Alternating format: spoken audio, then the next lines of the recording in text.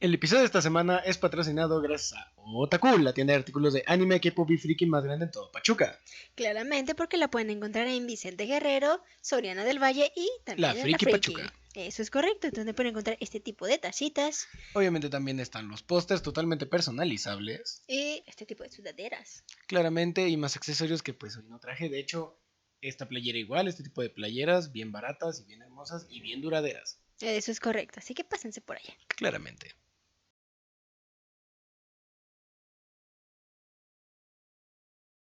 Prepárense para estos temas, y más vale que aprendan. Pues cada semana uno de nosotros contará al otro las extraordinarias crónicas de lo que es común y lo que no lo es. Yo soy el gracioso, pero para nada guapo limón. Y yo soy la tierna pero para indefensa Isamar. Y esto es History Speakers. ¿Qué? Oh, pues. Si esas vamos.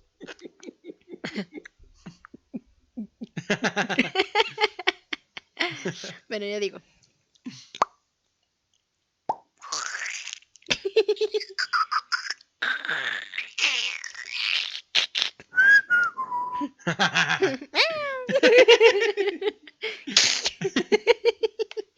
Deja mis pelos parados. Ya. Ay, no. Ay, ¿qué ondas contigo? ¿Ya ves No para qué sé. empiezas? Ay, ¿yo qué? Alguien tiene que hacerlo y no va a ser yo. Touché. ¿Ves? ¿Ves? Bien.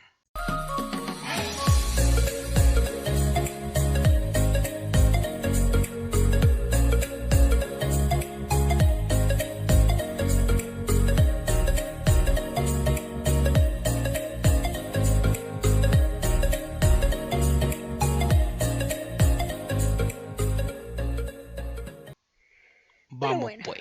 Vamos pues. ¿De qué me vas a hablar? Te vamos a hablar de... No lo sé. Espera, Ah, se me perdió. No es cierto, aquí está. se te perdió la idea. Se perdió la idea, se me fue el santo al cielo.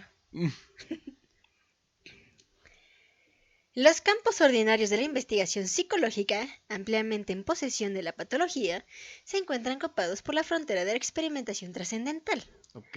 dentro de la cual en raras ocasiones se aventuran los patologistas, por lo que la dejan a cargo de exploradores poco acreditados. Más allá de estos campos y estas fronteras se encuentran los mitos y las leyendas del misticismo, la magia y la hechicería. Un mundo de fascinación o terror, como la mente que busca su propia templanza, pero en ningún caso como la antítesis admisible de lo posible. Eso es correcto. Claramente. Existen paradojas que actualmente obtienen contradicciones de lógica coexistencial. El efecto es mayor que la causa, como la sombra es más grande que la esencia, más bien es más grande que la esencia que la crea. Sí, que la sombra a veces es más grande que la esencia que la crea. O sea, depende de la perspectiva. Por ejemplo, de esto, su sombra puede ser más grande que esto propio. Existen alimentos visibles de lo invisible, y lo invisible se manifiesta abiertamente con el movimiento. Un lugar y otro se hacen cómplices sin que entre ellos intervenga la distancia. La materia pasa a través de la materia. Entre dos líneas rectas se encierra un espacio. El espacio tiene una cuarta dimensión que nos permite ir más allá, sin metáforas ni evasiones. El círculo es perfectamente cuadrado, matemáticamente demostrable. La vida se prolonga, la juventud se renueva y la inmortalidad física es segura. La tierra se convierte en oro y el oro en tierra. ¿Qué? Existen palabras y deseos que poseen un poder creativo. Los pensamientos son cosas y los deseos se materializan en objetos. Existen también la muerte en vida y las jerarquías extraterrestres con las que se puede establecer una comunicación inteligente y puede convertirse en ministros o tiranos, guías o depredadores del hombre. Ok. Sí, ya sabes, esto es del misticismo. Existe la ley de la continuidad, que es suspendida por las interferencias de la gran ley de la fantasía. Ley de la fantasía. Desgraciadamente, el dominio del encantamiento se encuentra por todas partes como el oro de feria, que se utiliza precisamente como medio de cambio, pero no puede mantenerse sólidamente ante los ojos humanos en la escala de la razón. Cuando ésta se aplica, sus paradojas se convierten en un anticlímax, sus antítesis apenas se alcanzan la mínima congruencia, sus famosas contradicciones aparecen sin genio, sus maravillosas matemáticas terminan en una inútil verborrea. Sus elixires no sirven ni como purgantes. Sus transmutaciones no necesitan exponerse en las manos de un ensayista. Ok. Sus maravillosas palabras mágicas aparecen claramente como frases inconexas de las lenguas muertas bárbaramente mutiladas, y Ah, no sirven en absoluto para lo que han sido citadas. Los amigos muertos y los extraterrestres no han de ser medidos. Sus astres no le hacen ningún favor al regalarles tan dispares trajes. ¿qué? ¿Cómo que qué? Ay. Aguas, que luego sí suena. Por el gracia del Espíritu Santo. Ay, güey. El pequeño contraste que he instituido nos servirá para encontrarnos con que al menos dos puntos permanecen en la búsqueda mágica y en sus misterios. El primero es el simple y homogéneo punto de vista que prevalece. Dentro de los círculos encantados, se llegan a perder del todo la razón después de diversos infructuosos experimentos. El segundo es el que reconoce, con humildad, que el mundo real es mucho más misterioso y complejo que el mágico. Y sin embargo, el mundo real se presta al análisis, el razonamiento y a la comprensión. Existe un tercer punto de vista en el que la leyenda cuadra con otra leyenda y una maravilla es sustituida por otra maravilla. ¿Qué? ¿Como los crossovers de las películas? Algo así. Es cuando te cuadran, por decirlo así, tus teorías conspirativas. Ah, chale. Eso es a lo que se vale, o al menos en este caso lo que es la magia y los misterios. El misterio es una cosa y mágicamente lo puedes comprobar, o en estos casos también hay algunos que se comprueban de forma científica. Oh. Aquí no se encuentra persistiendo la ley de la continuidad en su despistada fórmula de la ley de fantasía. Es como si Croque-Mantin fuese explicado por Diabolus o las ruinas del mundo élfico fueran interpretadas por Infemus. Esta es la ley de Sirio y la campana, la ley del exorcismo, quedando la expresión final como un auto de fe. O sea, es incoherente. Sí, ya. Para este Mucha último, incoherencia. de por sí. Para este último punto de vista, el mundo de las maravillas existe sin cuestión alguna, excepto la que establezca el tribunal sagrado. Nada es lo que parece. Ándale, así, te aprecio tu aureola. ¿Qué me quedé? No sé. Así, que nada es lo que parece. Por eso, no estás poniendo atención, chingada. Pero se ajusta al ojo de la fe bajo la luz de la lámpara de los santuarios. Ok. En una palabra, sus ángeles, sus demonios, sus melusines, aprietos, sus fantasmas vampiros y sus balbuceos, misterios de la ciencia negra. Así, la magia por sí misma se levanta y responde que es tanto blanca como negra, un arte de Hermes y un arte de Cánida, una ciencia de las alturas y una ciencia de los abismos, de Metatron y de Belial. De esta manera emerge un cuarto punto de vista. Todos ellos son, de cualquier manera, ilusorios. Existe la ilusión positiva de la leyenda afirmada por sus incondicionales remanentes, en su sentido literal, y la ilusión negativa de la leyenda, que la niega y la trastoca sin tener en cuenta la realidad que se encuentra detrás de ella. Existe la ilusión de la leyenda creada por una hipótesis opuesta, y la ilusión de la leyenda que intenta instalarla como un hecho cierto de la historia. En base a todo ello, nos encontramos con dos cuestiones importantes, la cuestión de los místicos y la cuestión de la literatura y la historia. La más cuestionable es la primera, y de ella nos ocuparemos después. La Ok. segunda, por tanto, será la protagonista de nuestras investigaciones, y su importancia y sus limitaciones quedan establecidos en breve. Que a eso vamos. Ojo. Es posible que no existan extensas literaturas a propósito del tema sin una motivación específica. Si tomamos la literatura mágica de la Europa occidental de la Edad Media y de ahí en adelante, nos encontraremos con que dicha literatura es muy extensa y numerosa. Actualmente los principios activos se afirman en sí mismos. En la creación, con una distinción, cuando un libro resulta oscuro, aparece otro para explicarlo. Unos reaccionan sobre otros. Como el álgebra de Baldor y aparece otro libro con los resultados. El álgebra de Baldor atrás tiene los resultados. Sí, pero supongamos. Bueno, supongamos que no esté resuelto. Ujú. Podría ser eso. Es más que nada precisamente para explicarlo. O bien que cada ejercicio te venga desglosado. Oh. Eso podría referirse. Cuando el libro resulta oscuro, aparece otro para explicarlo. Unos reaccionan sobre otros. La literatura ha crecido de este modo, ayudando a hacer historia, y la nueva historia servirá sin duda para dar lugar a nuevas expresiones literarias.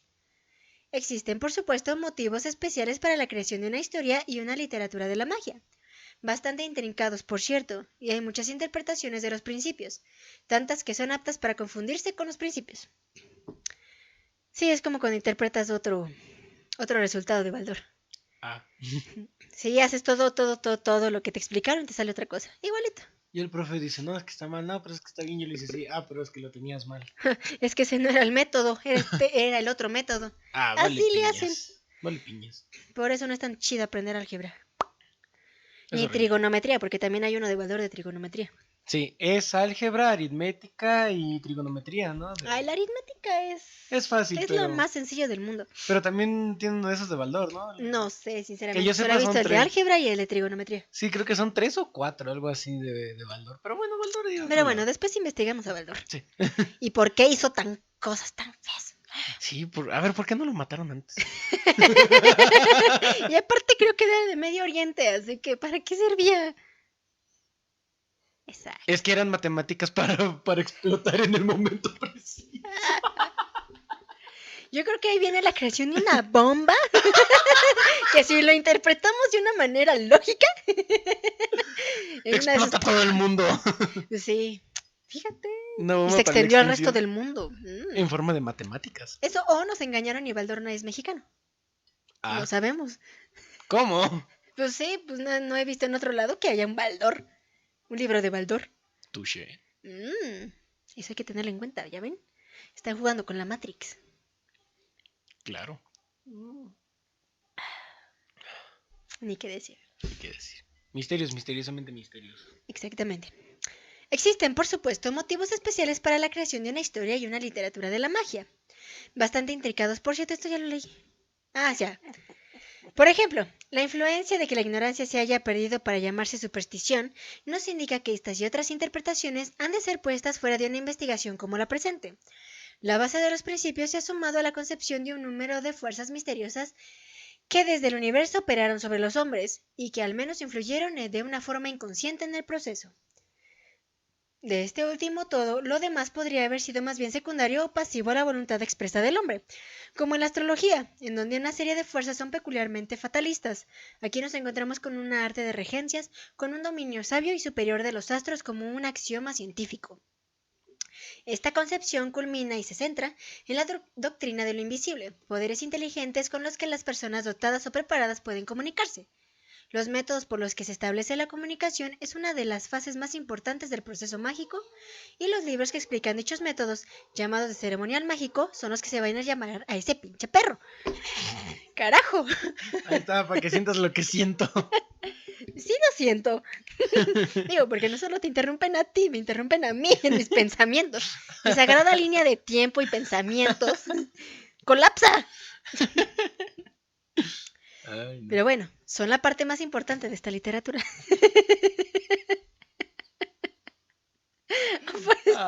Por eso. Ya hasta se quejó el perro. Y esta, hay que decirlo, es la rama necesaria para comprender la historia de la literatura mágica. Teniendo a la magia centrada en la lectura de las estrellas, no tendríamos historia para hablar, ya que la astrología requiere de ciertos equipamientos intelectuales accesibles a muy pocos. Teniendo la magia centrada en la transmutación de los metales, nunca se hubieran movido multitudes, porque la alquimia continúa siendo el Quijote de la química. Ey. Sin lugar a dudas. Sin lugar a dudas. Podemos tomar a las ciencias ocultas colectivamente, pero no encontraremos con ello nada de historia real. En virtud de la doctrina sintética que ha sido formulada, existieron todas las magias posibles, pero todas ellas fueron subsidiarias de aquella que enseñaba el arte de tratar directamente con los espíritus. La presunción de poseer el secreto de dicho arte le daba a la magia un aspecto formidable y le daba sentido a su propia historia. Existió un tiempo en que la magia intentó absorber todo el referente a las ciencias ocultas. La magia era el método superior, el camino real, de efectos inmediatos, sin necesidad de esperar o trabajar. Sí, o sea, de que llegaba así por obra y gracia del Espíritu Santo. Espíritu Santo no tiene nada que hacer. No, nunca. Por algo fue con la Virgen María. Claro.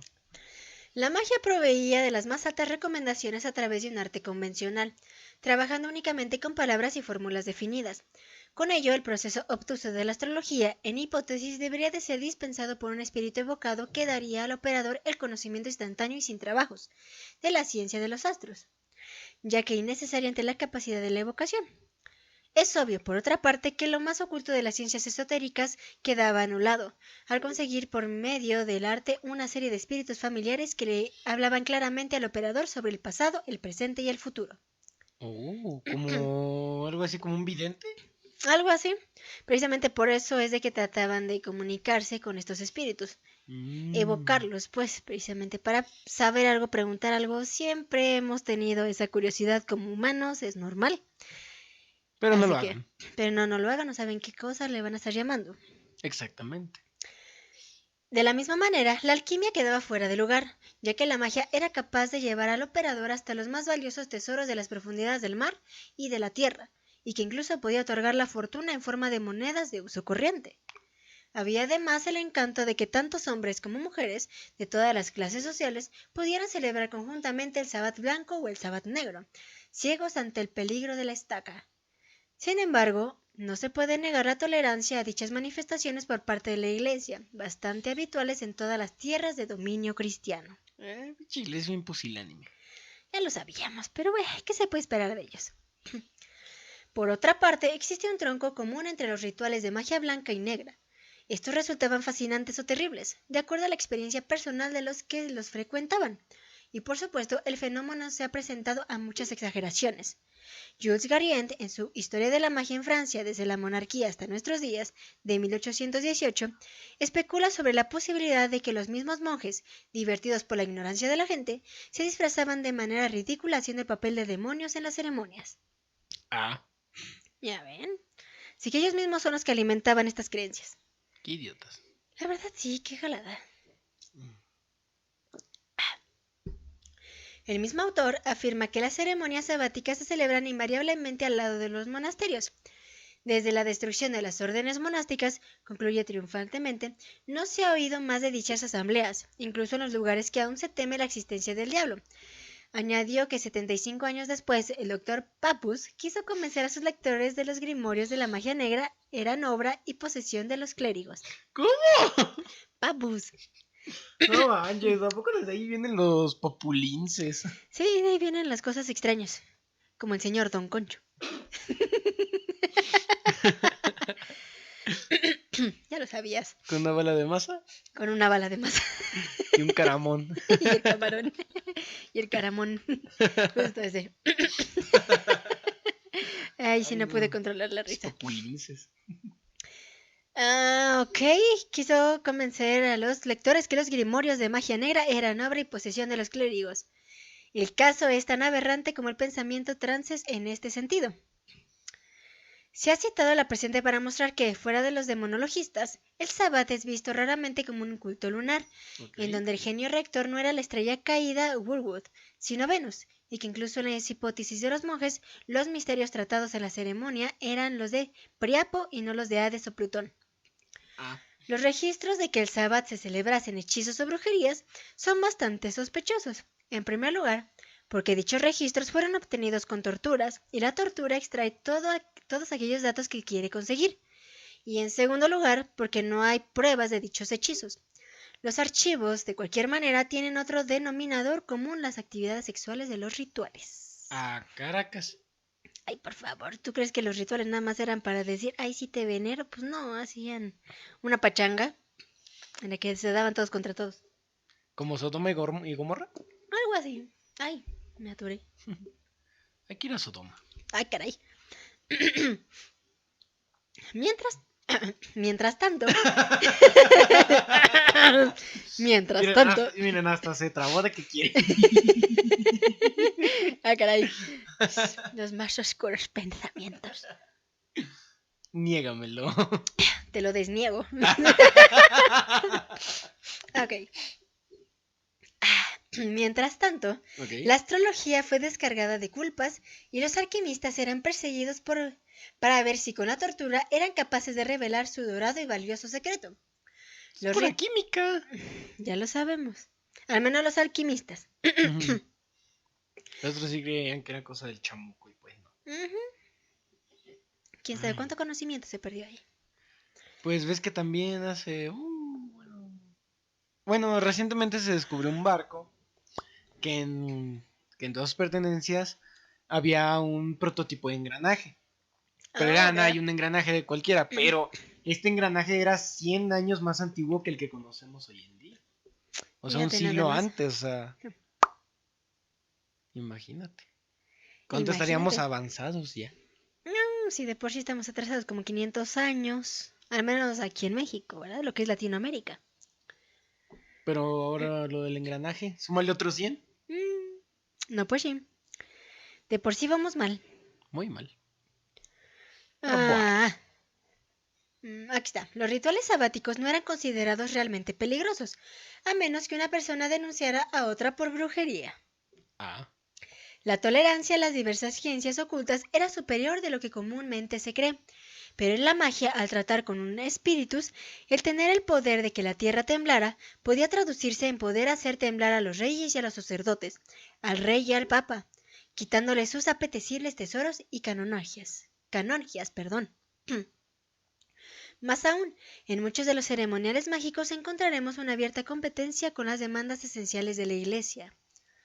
Es decir, la Iglesia pretendía comunicarse en el mundo superior a través de sistemas sacramentales, y la magia con su comunicación directa amenazaba con convertirse en una supersede de la Iglesia. No es de extrañarse que el sacerdotalismo, más recalcitrante, tratara de proteger sus intereses, sobre todo los pertenecientes a la Iglesia romana, que se encontraban con un rival en una posición fundamental. Lo que es incomprensible es que una institución que poseía un rito sacramental se sintiera insegura ante las proclamas de comunicación directa que ofrecían los ceremoniales mágicos. Es como decir que la Iglesia encontraba factible que hubiera algo detrás de la maléfica y vana observancia, lo que no parece del todo acertado, porque detrás del velo no existe nada que ponga en peligro el sistema sacramental. Pero ya ves cómo son. Ay, es con el fin de controlar, ya lo sabemos. La importancia del ceremonial mágico y de la literatura que le rodea ha de ser admitida en la historia de las ciencias ocultas, y no es necesario auguir que su historia sea legítima y su estudio razonable. En dicho caso, el conocimiento es su propio fin, y no puede haber ninguna cuestión como para distinguir la influencia que se ha ejercido por la creencia de la magia a través de las épocas. Oh. Con el fin de cualquier manera de comprender la literatura de la magia, es necesario establecer claramente un punto de partida. Sería superfluo decir que todo se debe a las leyendas, porque además, más bien, porque aquellos que estudian las leyendas se verán desposeídos de sus valores esenciales. Sí, o sea, si todo fuera a través de las leyendas, todo sería mágico. Ah,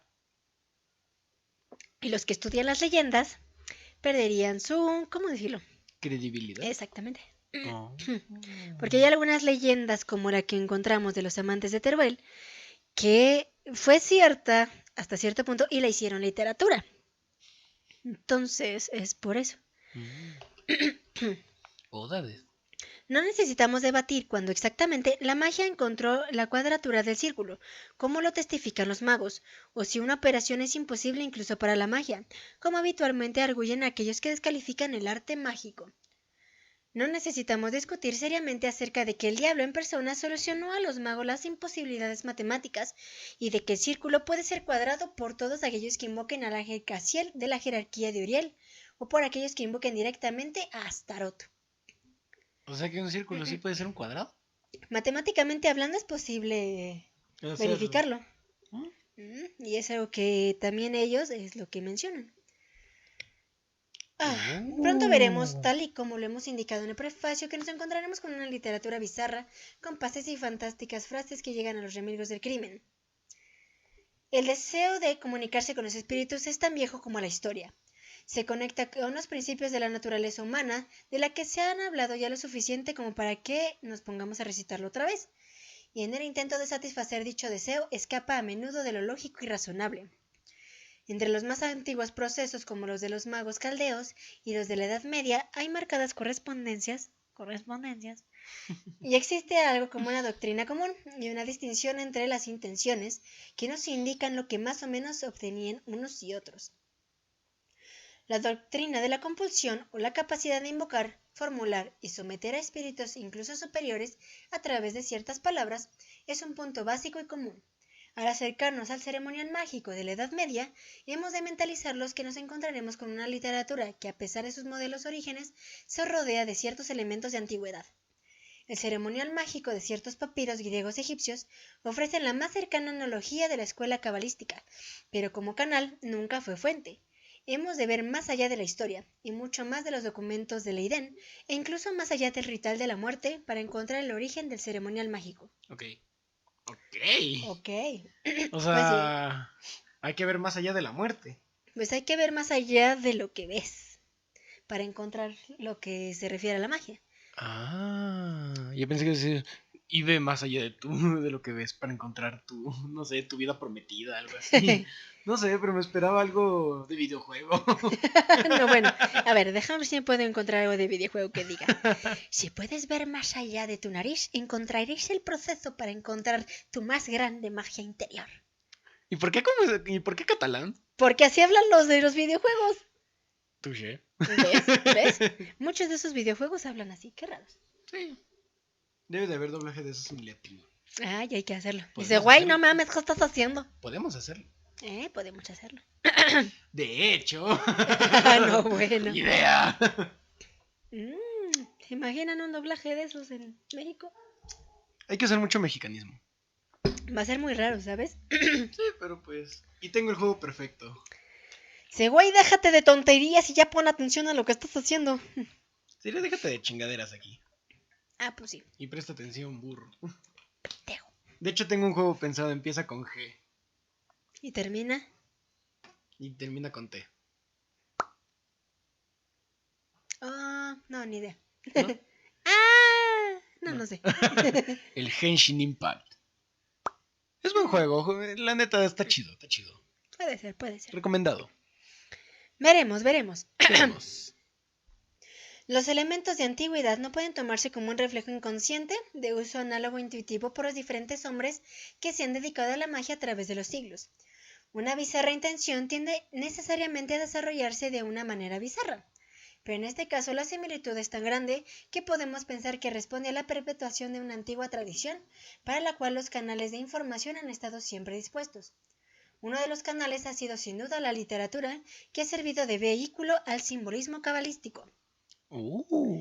Hay dos caminos para investigar la larga y aún desconocida lista de libros que se ocupan del Kabbalah de los judíos.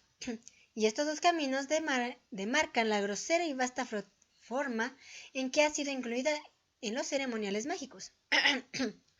Existe también una grotesca justificación, una colección de tratados absurdos en los que el obscuro sinsentido se anuncia con sobrenatural solemnidad, y es que acaso será un cuerpo de simbolismos. El primer... pues, es que... No, o sea, sí lo entendí, pero ¿qué onda? Bueno, pues es que ya sabes cómo es todo esto de la magia, sobre todo si estamos hablando de magia negra. Negra. El primer punto de vista es que se formaron irresistiblemente de un superficial conocimiento, por lo que resulta innecesario enjuiciar a todos aquellos que se formaron con información de segunda mano que tenían al alcance. Ok. O sea, es cuando pasa al que sigue y al que sigue y al que sigue. El teléfono descompuesto. Ok. El juicio alternativo pertenece a los verdaderos estudiantes de literatura, desde el primero que pudo haber seguido al ceremonial mágico, con lejanas pinceladas de doctrina cabalística. Se reprodujeron las mismas premisas absurdas, posiblemente con con mayores exageraciones. Dos puntos de vista erróneos nacen de otro, al que se le toma como una inclinación a seguir una escritura simbólica, exagerando la importancia atribuida al proceso en cuestión, exaltando la grandeza de las conexiones que rara vez podrían haberse llegado a establecer. No existe base para criticar la primera inferencia, que parece lo bastante legítima, y que es la más aceptada por la mayoría de los lectores.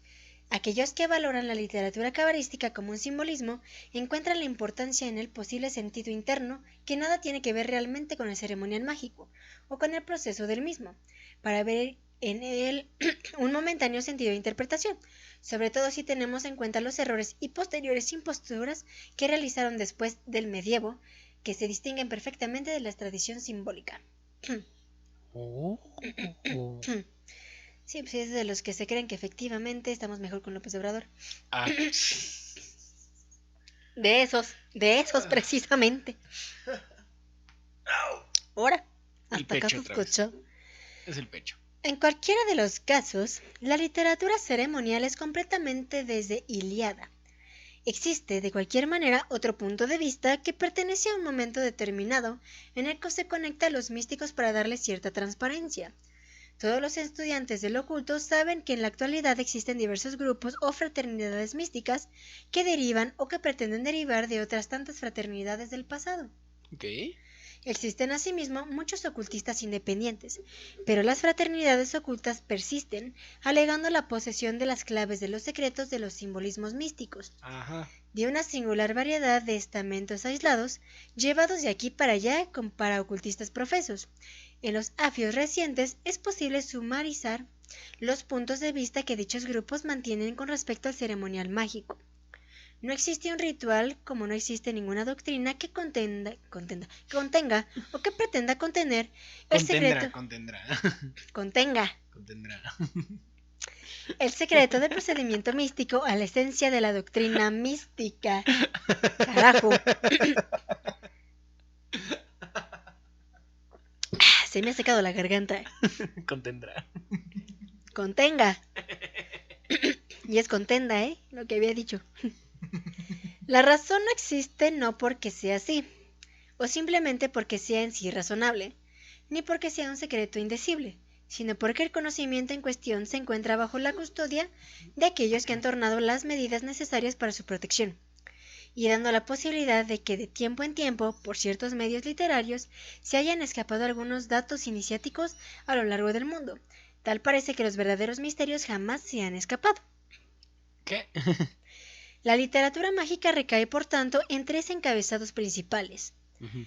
El trabajo de los adeptos, que se ha realizado siempre fuera del círculo de la iniciación, o bien que se ha hecho simplemente para atraer a los posibles simpatizantes que deseen adentrarse en dichos círculos. Ok.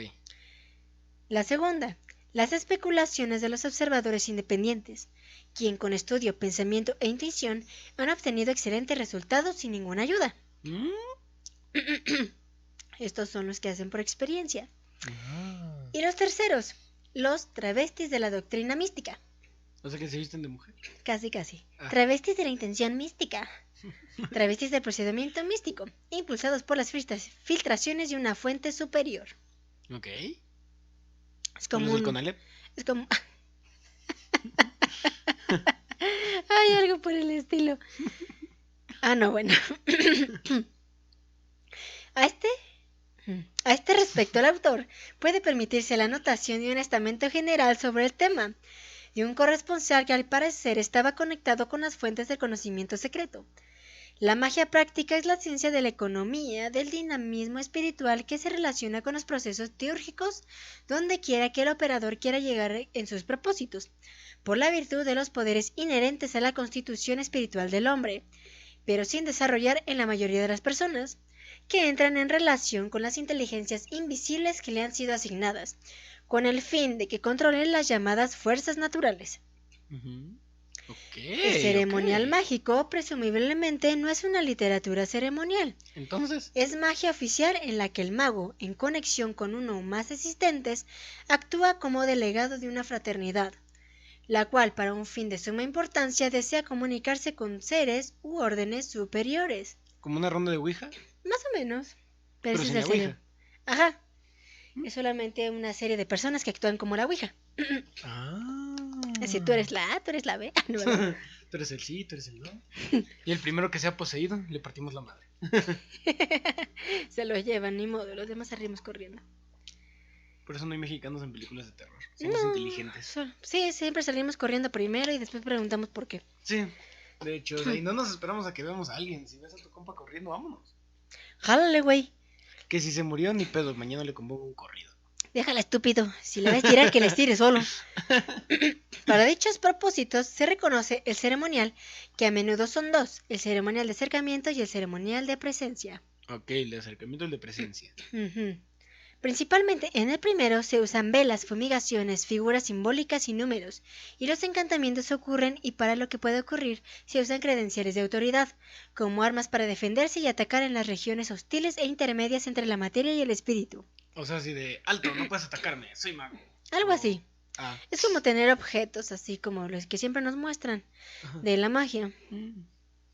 pero la mayor parte de los ceremoniales mágicos corresponden a la tercera clase. La primera, por su naturaleza, no tiene representación, y la segunda, solo en contadas ocasiones. Ok. En una palabra, el ceremonial mágico refleja principalmente las ambiciones egregias incorporados los locos procesos de la hechicería medieval, y del sabbat por encima de todo. Los elementos adicionales son desfasadas aplicaciones de ciertos métodos cabalísticos y procesos corrientes entre la gente ignorante de los apartados pueblos o de los aparatos pueblos. Ya ves, hasta cuando quiere hablar mal ya no se puede. De los aparatos pueblos. De los aparatos pueblos. O fantásticos intentos de reducir las mágicas leyendas a la práctica formal. De los aparatos. De los aparatos pueblos.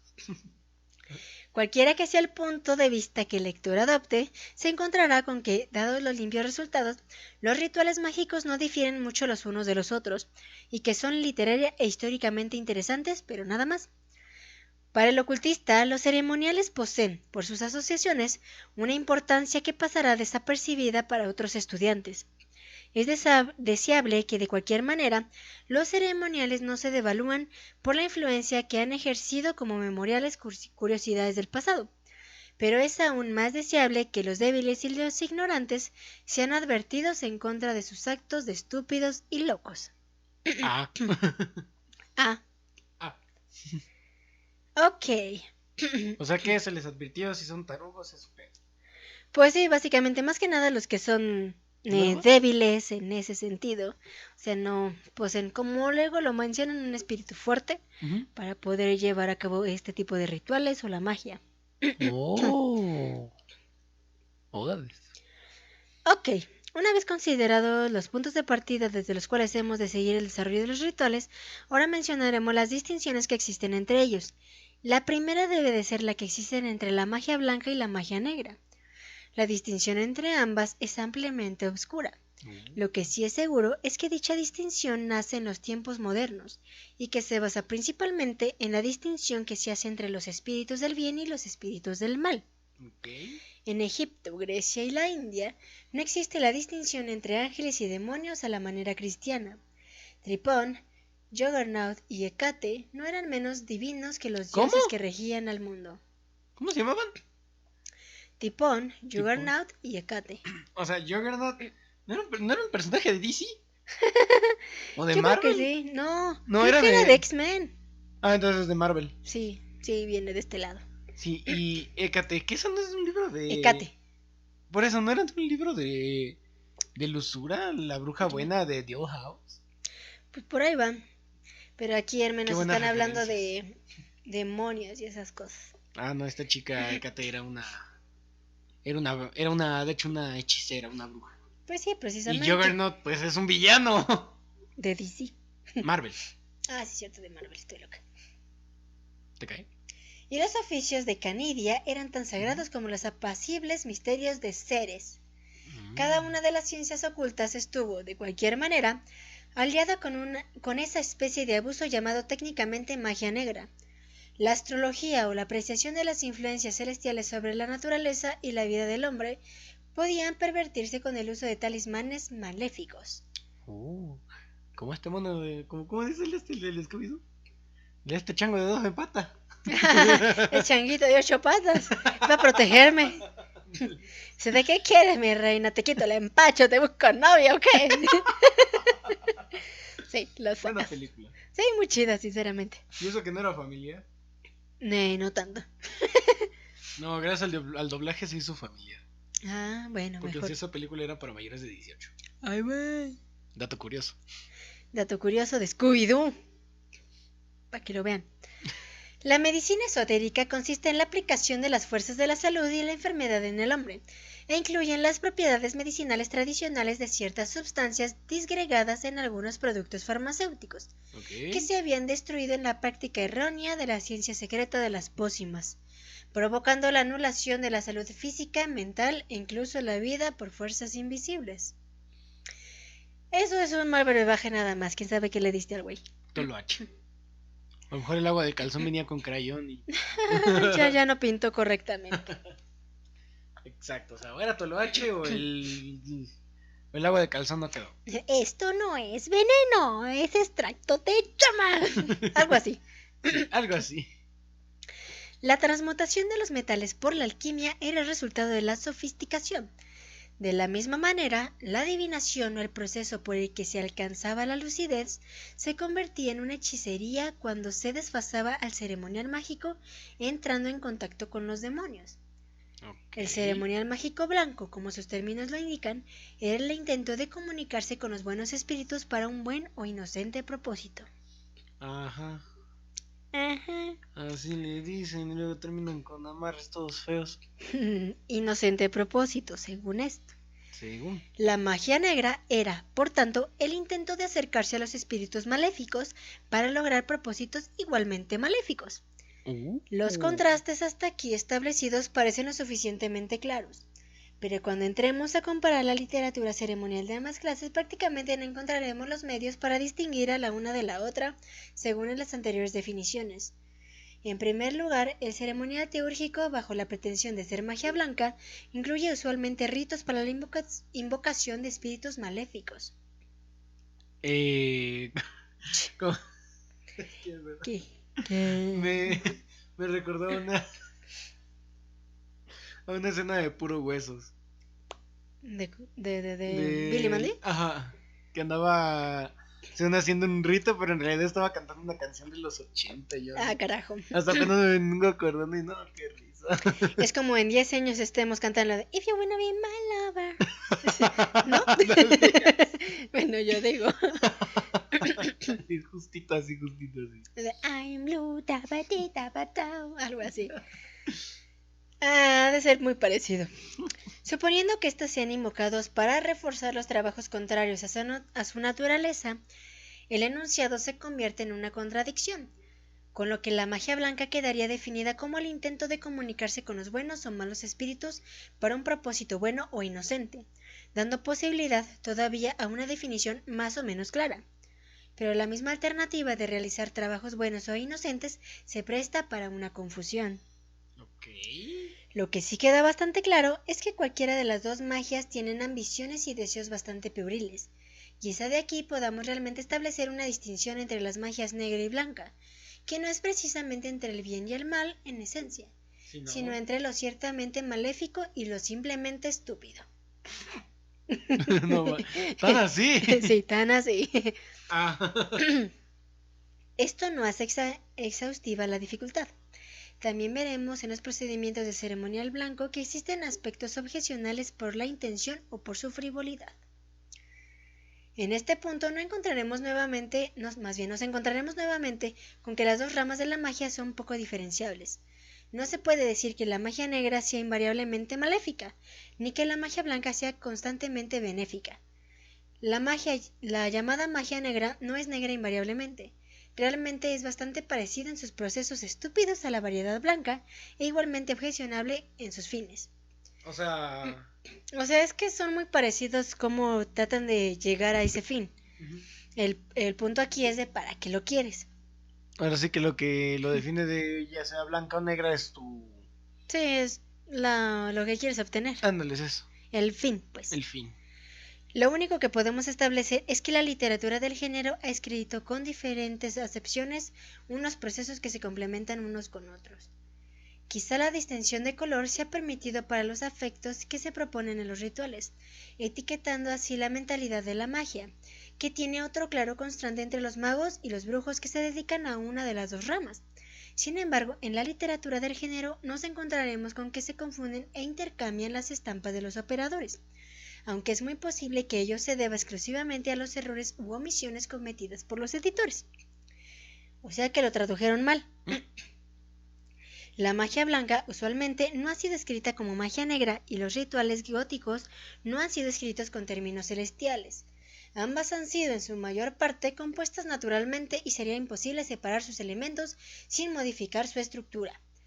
El ocultismo moderno se ha encargado de hacer la distinción y de desarrollarla, apelando al conocimiento tradicional secreto que se encuentra detrás de la magia blanca, que es esa ciencia no manifestada que se encuentra, según se cree, detrás de toda ciencia, y esa religión que se halla detrás de todas las religiones, afirmando con ello que la vida espiritual da entrada a dos clases de adeptos fanáticamente distinguidos como hermanos de la derecha o como hermanos de la izquierda, o sea, hermanos blancos o hermanos negros, con un bien trascendental o un mal trascendental como respectivos fines y en cada caso algo conjunto y diferentes, por lo que se entiende como magia negra o como magia blanca.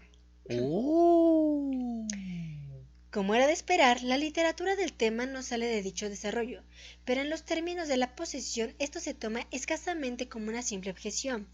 Por lo demás, si recientes revelaciones nos lo conceden, dentro de ciertos límites oiremos acerca de que el satanismo se ha recrudecido en ciertos países de Europa y que algunos grupos aseguran que han establecido contacto directo con los poderes de la oscuridad.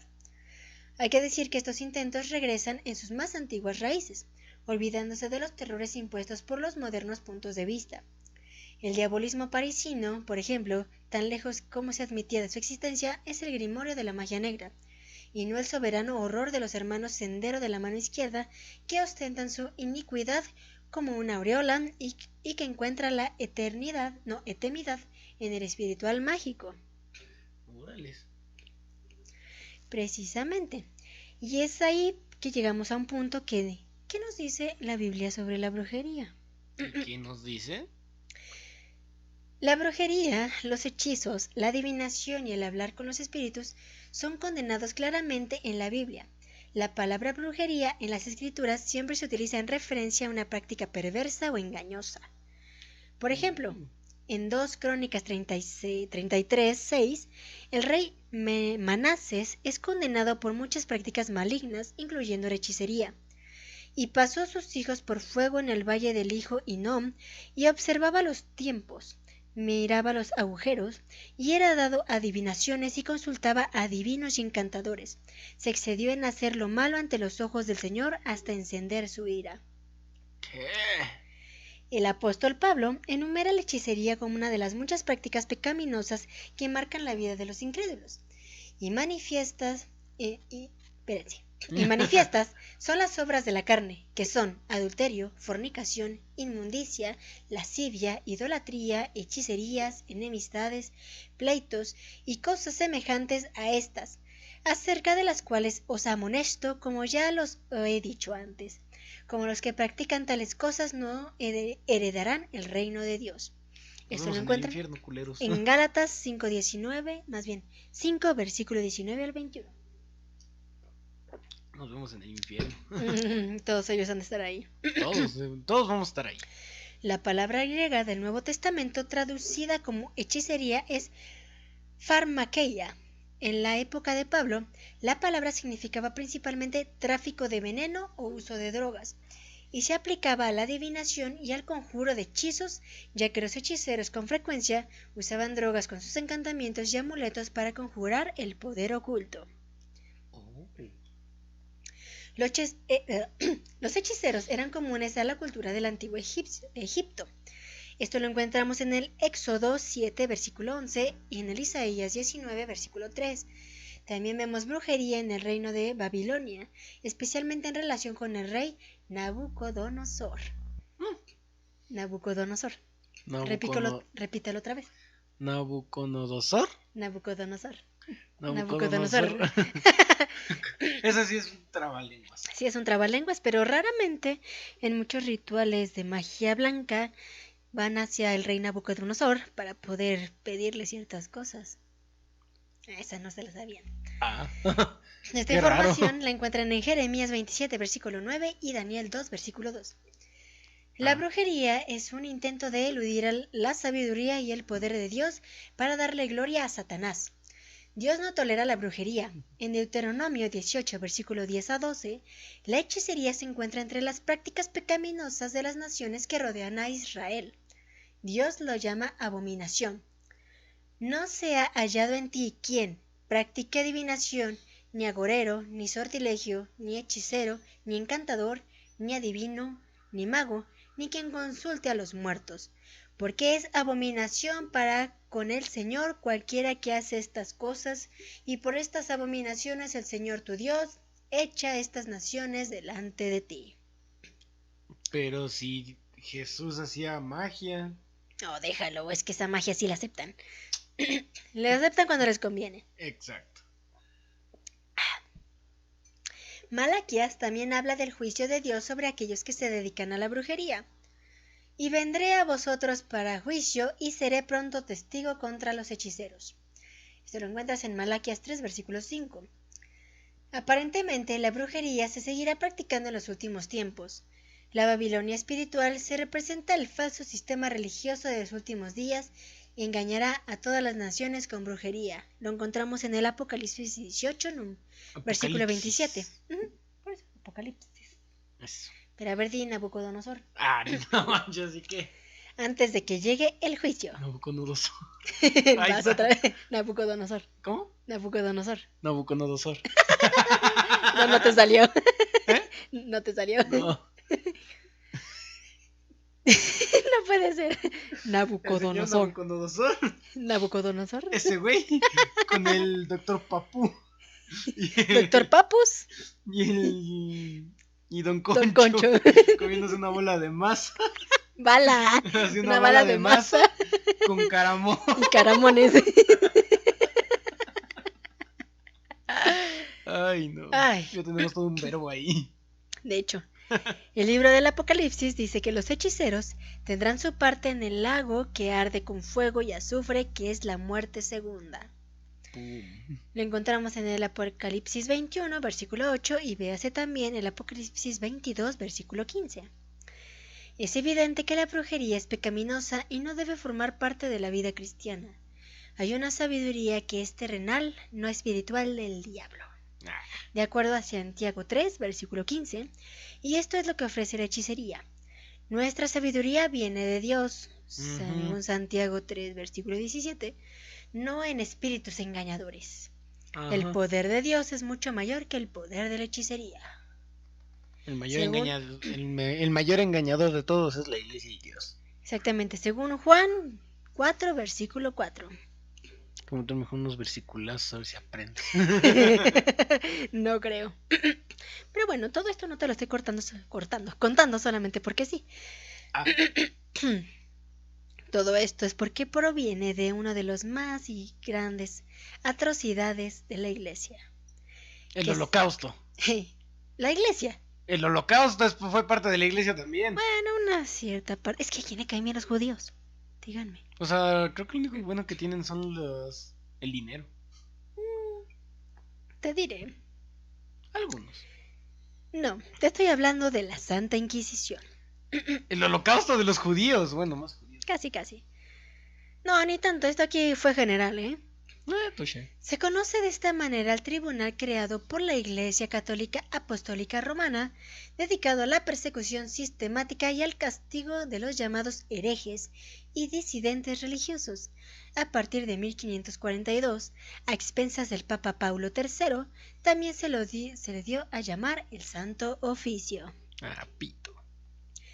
El historiador Jarud la define como sistema de medidas represivas, unas de orden espiritual y otras de orden temporal, promulgadas simultáneamente por el poder civil y el poder eclesiástico en defensa de la ortodoxia religiosa y del orden social, igualmente amenazados por las doctrinas teológicas sociales de la herejía. Ay, güey, sí lo puede pronunciar. Sí se pudo. Pero tú no. Con el Nabucodonosor. Ah, Nabucodonosor. ¿Ves? ¿Cómo es? Nabucodonosor. ¿Nabucodonosor? Ajá. Ah, Nabucodonosor, ahí está. Su fundación tuvo lugar durante la Edad Media, durante el Sínodo de Toulouse, o Tulusa, ¿Para los De- Conalep? de Toulouse. ¿Es un lugar? Sí, es un lugar Sí, nombres todos raros. de 1229. Toulouse creo que está en Francia. Ah, El documento emitido entonces expresaba: en cada parroquia de la ciudad y fuera de ella, los obispos designaron a un sacerdote y a 2 o 3 laicos, o más si es necesario, de reputación intacta, que se comprometan por juramento a buscar asidua y fielmente a los herejes que vivan en la parroquia. Visitarán minuciosamente las casas sospechosas, las habitaciones y cuevas y lugares más disimulados que deberán ser destruidos si descubren herejes o personas que prestan apoyo o favor asilo o protección a los herejes, tomarán medidas para impedir que huyan y los denunciarán lo antes posible al obispo y al señor del lugar o a su lugarteniente. Los señores temporales harán buscar con cuidado a los herejes en las aldeas y las casas y los bosques donde se reúnen y harán destruir los cobijos. Ah, no se vale, mi casita de Minecraft. Casi, casi. Pero no fue hasta el siglo XV que efectivamente comenzó a funcionar con más presencia y movilizada no solo por el espíritu religioso, sino también por intereses políticos. En España fue instalada en 1478 y tuvo por objeto, además de los ya expuestos, contribuir a la unidad española de los recientemente casados Fernando e Isabel, los reyes católicos. Ah, por esos putos estamos como estamos. Uh-huh. ¿Quiénes fueron los principales víctimas de la institución? Particularmente consagró sus energías en perseguir implacablemente a musulmanes, judíos y luego de su sedecia de reforma a protestantes y personas de prácticas en la brujería o estuviesen poseídas por el demonio. Con relación a la identificación de aquellos que practicasen brujería, existía un texto llamado Maleus Maleficarum, martillo de las brujas. Maleus Maleficarum. Maleus Maleficarum. Uh-huh. Que representó para la época un verdadero manual de instrucciones. No, pues estábamos invocando algo. Pues casi. Cabe aclarar que las iglesias protestantes también crearon sus propios organismos para controlar las herejías y extirpar las falsas creencias. ¿Qué fue el Maleus Maleficarum? Por favor, dime. Es el texto escrito en 1487 por los monjes inquisidores demoníacos Heinrich Kramer y Jacob Sprenger, de masiva difusión en Europa. Tuvo plena vigencia durante casi 300 años. ¿Qué? Así es, pues sí, la cacería de brujas. 300, ¿no? En el Maleus Maleficarum se demuestra la existencia de las brujas mediante diferentes medios y a modo de código de derecho procesal que indica la forma y los procedimientos a seguirse al producirse la identificación, o sea, cuáles debían ser los elementos y las formas de la tortura, indicando también, por supuesto, la forma de la muerte del acusado culpable. El texto prescribía la muerte en la hoguera. Las principales víctimas de la aplicación de este tratado fueron las mujeres. El texto estaba impregnado de una profunda misoginia como esta. Era la iglesia, ¿qué esperabas? Eso sí, pero había monjas. Aún así, o sea... Pero bueno. ¿Qué esperas? ¿Por qué las mujeres son las principales adictas a las supersticiones malignas? Porque tienen una lengua frágil y son incapaces de ocultar a sus congéneres las cosas que conocen por malas artes, y como son débiles, encuentran una manera fácil y secreta de reivindicarse por medio de la brujería. Todas las maldades son poca cosa en comparación con la de una mujer, y a esto puede agregarse que, como son muy impresionables, actúan en consonancia. ¡Qué pusilánimes! Podemos agregar a lo ya dicho lo siguiente, que como son más débiles de mente y de cuerpo, no es de extrañar que caigan en mayor medida bajo el hechizo de la brujería, porque en lo que respecta al intelecto y a la comprensión de las cosas espirituales, parecen ser de distinta naturaleza que los hombres, hecho respaldado por la lógica de las autoridades y apoyado por diversos ejemplos de las escrituras. Entonces no sé cómo hay gente que las sigue, chingada madre. O sea, ¿qué esperas? Era la iglesia, mejor pues dicho, sí, pero a la fecha esas mismas escrituras están llenas de misoginia. Mira... No sé qué decir, es... La iglesia siempre será muy idiota. Es la iglesia. Pero la razón natural es que es más carnal que el hombre, como resulta claro de sus muchas abominaciones carnales. Y debe señalarse que hubo un defecto en la formación de la primera mujer, ya que fue formada de una costilla curva, es decir, la costilla del pecho, que se encuentra encorvada, por decirlo así, en dirección contraria a la de un hombre. Y como debido a este defecto es un animal imperfecto que siempre engaña. No manches, ¿qué? Ya lo sé. ¿Qué idiotez son esas? Exactamente. Son idioteces Estupideces. de la Santa Iglesia. Amén. Tantito, porque te estoy escuchando. La interferencia. Ah. Tururú, ahí.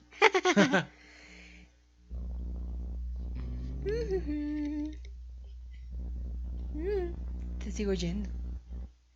Ya no. Ahí. Ahí. Ahí. Ahí. Ahí. Ahí. Ahí. Ya no. Ahí. Ahí. Ok. Exacto. Chin, ya le tendré que agarrar. No, hay que acomodarlo bien nada más. Pero ¿cómo la Sí, acomodo? algo tiene. Algo tiene Sí. que no se A ver, agarró. ahí ya. No. A ver. Ahí, ahí. Espera. Arriba, arriba, arriba, arriba, arriba. No, abajo, abajo, abajo, abajo, abajo. Suéltalo. Ahí, espera.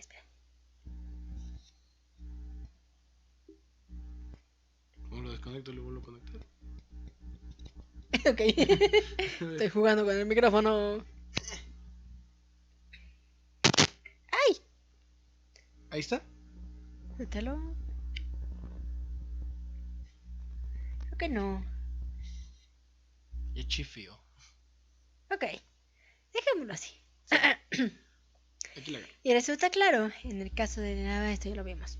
Ajá. Ah, no, sí.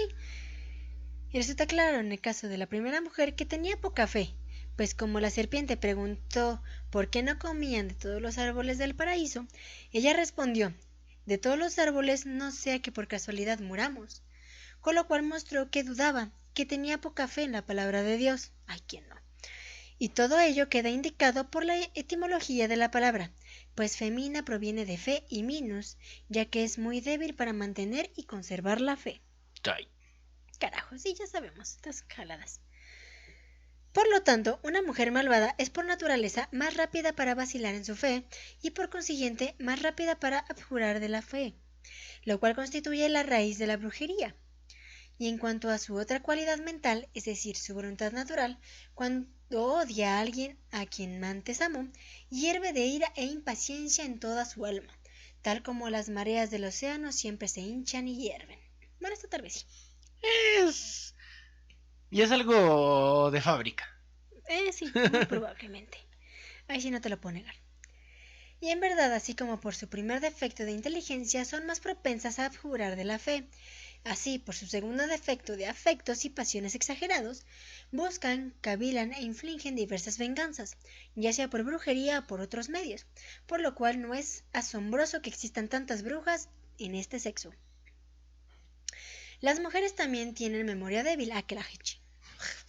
Y en ellas es un vicio natural no ser disciplinadas, algo que la jodida, sino seguir sus propios impulsos, bueno, tal vez, Eso sí. sin sentido alguno de lo que corresponde hacer. Esto es todo lo que saben y lo único que conservan en la memoria. Oh, que la jodida, no, eso no es cierto. ¿Por qué carajo es que podemos hacer tantas cosas a la vez? Chingao. Es que es brujería. Ay, mira, qué ironía. Son ellos más los que se dejan ir por los deseos carnales. No te lo niego. Como consecuencia de todas estas conclusiones, el 90% de las víctimas de la Inquisición acusadas por brujería fueron mujeres. ¿No? No. ¿Quiénes fueron las víctimas más reconocidas y famosas? ¿Quiénes fueron? Con diferentes penas que van desde la muerte en la hoguera, pasando por la cárcel o la censura de sus libros, fueron víctimas de este tribunal personajes de la talla de Giordano Bruno, Galileo Galilei, Nicolás Copérnico, ¿Qué? entre muchos otros. Copérnico y Galilei. Es correcto. Ouch. ¿Cuáles fueron los libros y los autores más importantes prohibidos por la Inquisición? Fueron miles los libros que formaban parte del Index. Algunos de los autores más reconocidos que formaban parte del mismo fueron Jean-Jacques Rousseau, Denis Diderot, Michel de Montaigne, David Hume, Giordano Bruno, Blaise Pascal, Charles Darwin, René Descartes, Voltaire, Darwin. etc. Voltaire Sí. igual. Ujú. Changos plataneros. Sí, la verdad no sabemos qué tanto conocimiento se perdió aquí. ¿Qué fue el Index, por cierto? También conocido como el Index Librorum, es aquella lista de textos que la Iglesia Católica censuró al categorizarlos como contrarios y o perjudiciales a la fe. El índice establecía 4 categorías de textos censurables. El encuadre dentro de cualquiera de algunos de ellos implicaba la prohibición de edición, venta y circulación de texto. ¿Por Que qué? te andas viendo allá a la mitad. Es que se ve chido, parece de película. Te estoy vigilando. Sí, que trae los lentes de maestra, cierto. Ujú. Déjame lo guardo acá. Eso. Cuídate, WhatsApp. Cuidadito, te estoy vigilando. Chido, güey. Ok, ya. Bueno, ujú. ¿En qué nos quedamos? Ah, sí. En A ver, ¿en qué nos quedamos? las categorías del index. Entonces No estoy tan no mal. está tan perdido como pensé. ¿Eh? 1. Ujú. Obras contrarias a la fe católica romana, escritas por los heresiarcas u otros herejes, Ok. cuando trataban de cuestiones de fe, textos de Sagrada Escritura y obras de controversia en lengua vulgar, Etcétera. etcétera, etcétera, etcétera. 2. Obras de nigromancia, astrología o que fomenten la superstición. Los horóscopos son tolerados en la medida en que enseñan a sospechar o conjeturar las inclinaciones, cualidades, complexiones corporales de cada uno. ¿Para los del Conalep? O sea, que te O dicen, sea, que te es dicen que algo muy superficial. no tanto superficial, sino que van en contra de lo de la iglesia. La iglesia nos dice es que todos somos perfectos ante Dios, somos a su imagen y semejanza. Y los horóscopos me dicen, mira, es que Aries es esto, Capricornio es esto, Virgo es esto, Cáncer es esto, y así se la llevan. O sea, es por lo que dicen. Nos enseñan a sospechar y a conjeturar las inclinaciones. Ok. Ajá, y complexiones corporales también, sin tratar de prever sus acciones futuras. O sea, antes dicen, bueno, ok, va, te la paso con que me digas, son así, pero si ya me dices, es que tú estás destinado a hacer esto, ya estás saliendo de las normas de la fe. Ok. Se prohíben igualmente las imágenes, medallas y objetos diversos, así como las oraciones y plegarias a las que se atribuyen un valor taumatúrgico. Uy.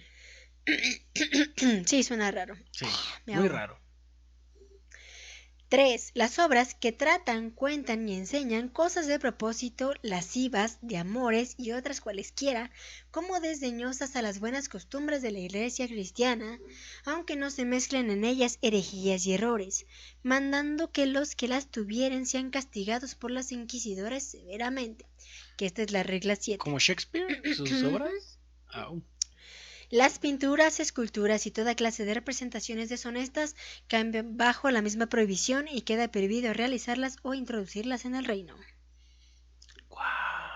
Sí, ¿tú crees? Pusilánimes. Sí, era gente rara, extraña, no sabemos cómo definirla, sinceramente. No, ni yo. La iglesia tenía peor de estas cosas. No me imagino que tantas cosas se leyeron las personas que tenían que determinar si era bueno o no. Bueno, imagínate qué tanto no aprendieron. Tal vez, yo creo que también los asesinaron. 4. Las obras publicadas. Ay, caray, te sigo escuchando. Ya no. Ok. Las obras publicadas sin nombre del autor ni del impresor y sin lugar ni fecha de la edición. Esta regla se halla con todo suavizada por la condición de que, si bien esta categoría de libros se considera a priori como sospechosa y debe ser sometida a control, la prohibición no alcanza más que las obras de mala doctrina. O sea que era mejor publicarlas así. Las obras o fragmentos de obra que atentan contra la buena reputación del prójimo y especialmente las que atacan a las personas eclesiásticas, órdenes religiosas y príncipes temporales, así como aquellas cuyas proposiciones van contra la libertad, inmunidad y jurisdicción eclesiástica y favorecen la tiranía, justificándola por la razón de Estado. Wow. La Iglesia llegó a conformar un organismo dedicado a esto. Existía un conjunto de especialistas en el tema que formaban la Sagrada Congregación del Índice, dedicados a la lectura, identificación y prohibición de textos. Ay, Sí, qué cosas. chiste. Yo creo que eran un chingo. Yo creo que se fueron miles de libros. Y también yo creo que fueron miles de personas que leían eso. Porque no creo que un librito de Galileo Galilei lo echaras en un día, ¿verdad? Fueron procedimientos de carácter perenne. ¿Qué fueron los autos de fe? ¿Qué A eso fueron? vamos. Fueron procedimientos de carácter público dirigidos y organizados por la Inquisición, durante los cuales los condenados por el tribunal debían abjurar de sus pecados y mostrar arrepentimiento. Los mismos se llevaban a cabo en las plazas públicas o iglesias en momentos previos a hacerse efectivo el cumplimiento de la condena. Wow, ahora sé como que les daban una oportunidad de arrepentirse. Sí, de arrepiéntete, pecador, de todo lo que has hecho. Jamás. Sobre mi cadáver, güey.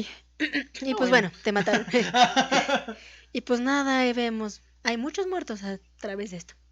¿Cuántos hubo? Se conocen cifras en relación a sus víctimas mortales, pues sí, es justamente lo que estamos buscando aquí. Se calcula que solo para España fueron de más de 34.000 en el periodo de 1481 a 1788. Nada más En España. En España. Ave María Purísima. Sin pecado concebida, padre. Es que estaba viendo la Chabela. Es que la Chabela es la Chabela. Es que la Chabela que da tantos detalles. Hay que hacer una parodia de... ¡Ay! Las tortugas, más bien las torturas. Las tortugas más sanguinarias y crueles de la Inquisición fueron las ninja. Ay, no. Las tortugas. Oh, pues. Ahora ya no son las torturas, son las tortugas. Son las tortugas de Nabucodonosor. Con el doctor Papu. Y Don Concho. Comiendo balas de masa. Y Caramones. Chale. Pero bueno. Las torturas más sanguinarias y crueles de la Inquisición. Ay, güey, qué cambio, ¿verdad? Sí. Hasta yo me la creí. Desde Galileo Galilei hasta Juana de Arco, a día de hoy se cuentan por decena los personajes destacados de la historia que fueron perseguidos, como el primero, y ajusticiados, como la segunda, por la Santa Inquisición. Una institución creada en el siglo XIII, cuya lucha contra los herejes se extendió durante más de 6 siglos por países como Francia, Italia, España, Portugal. Wow. Ideada para combatir a todo aquel que se alejase de la fe, que por entonces se proclamaba como oficial, además de aquellos que cometían algunos actos considerados como amorales, esta institución vivió su esplendor y su mayor barbarie durante la Edad Media. Sin embargo, por lo que es recordada en la actualidad, no es solo por la cantidad de cadáveres que dejó a sus espaldas en Europa, sino por el uso de multitud de instrumentos de tortura capaces de arrancar una confesión a homosexuales, presuntas brujas o blasfemos. Wow. Entre los mismos destacaban algunos tan crueles como el potro, ideado para estirar los miembros de la víctima, o el castigo del agua, el cual creaba una severa sensación de ahogamiento en el reo. Todos ellos, al menos en España, dejaron de usarse el 4 de diciembre de 1808, día en que Napoleón Bonaparte abolió la Inquisición. O sea, ya que el destripador se salvó por 80 años. Casi, casi. Poquito nomás. Pues relativamente fue poquito. Pues sí, fue poquito. Por decirlo alguna. No fueron ni un siglo. Pero, o sea, tomando en cuenta de cuánto duró la Santa Inquisición, sí fue a pelo de rana. Pues al menos en algunas partes, porque en otros todavía siguieron fomentando lo de la Inquisición. El último fue en 1900 y cacho. De hecho, cuando se estrenó Star Wars. No, esa fue la última persona que fue víctima de la ejecución, ¿no? Bueno, ejecutada por la...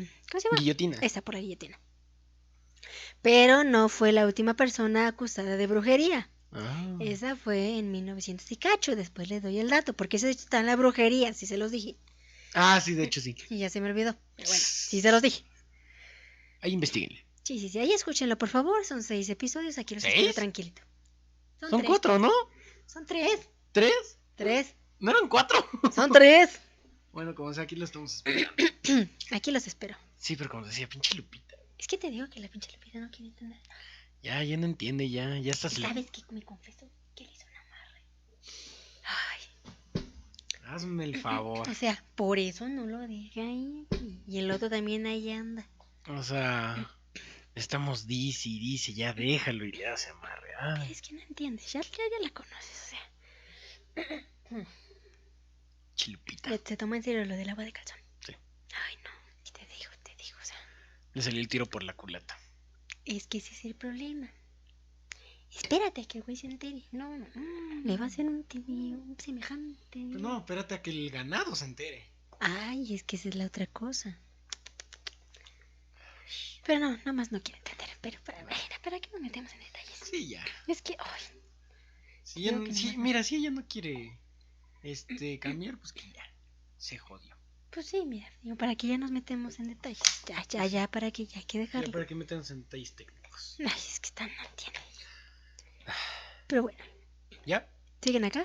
Ah, bueno. Ah, bueno, ok. Lupita no es cierto. ¿Cómo no?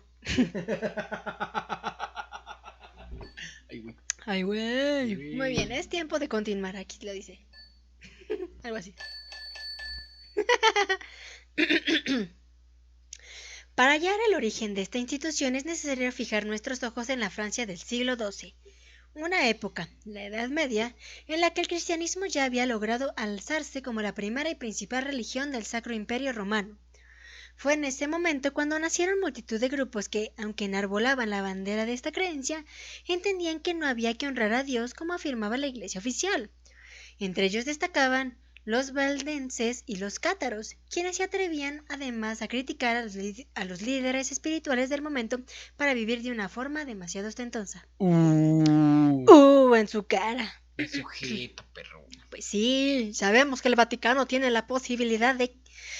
Ay, Acabar la hambruna- pobreza como la 3 hambruna veces. por 3 veces, pero dicen que es para otra cosa. Más Ajá. importante, ajá. Ay, ajá, se lo van a dar a Dios, ¿no? Ay, Lo qué avientan hacia arriba y lo que agarre Dios es de Dios y lo que queda en el suelo es de los hombres. Ah, Ya se jodió. No, pues ya. Aquello no gustó demasiado al Papa Lucio III, quien, tras reunirse en concilio con otros tantos líderes religiosos, cargó de bruces contra ellos mediante una normativa divulgada en 1118. El Papa promulgó la célebre Ad Aboledam contra los cátaros, los patarinos, etcétera, los josefinos, los arnaldistas y todos los que se dan a la predicación libre y creen y enseñan contrariamente a la Iglesia Católica sobre la Eucaristía, el bautismo, la remisión de los pecados y el matrimonio. Explica el doctor de historia José Sánchez Herrero en su obra Los orígenes de la Inquisición medieval. Joder. Todos aquellos grupos fueron declarados herejes. La herejía, en sentido formal, consiste en la negación consciente y voluntaria por parte de un bautizado de verdades de fe de la Iglesia, explica el teólogo Otto Carrer en el siglo XIX. Aquella constitución puso los cimientos de la futura Inquisición, pues establecía que las autoridades eclesiásticas tenían la potestad de perseguir a los enemigos de la Iglesia y devolverles al camino correcto. Todo arzobispo u obispos debían inspeccionar detenidamente 1 o 2 veces al año las parroquias sospechosas y lograr que los habitantes señalasen bajo juramento a los heréticos. Estos eran invitados a purgarse de la sospecha de herejía por medio de un juramento y mostrarse en adelante buenos católicos. ¿Ok? Los condes, varones, rectores y consejos de las ciudades y otros lugares debían prestar juramento de ayuda a la Iglesia en esta obra de represión, bajo la pena de perder sus cargos, de ser excomulgados y de haber lanzado el entredicho entre las tierras, explica el autor. Además, en el texto se establecía que eran delegados apostólicos y estaban protegidos directamente por la Santa Sede a la hora de llevar a cabo este trabajo. Ya sabes. Es como un político ahorita.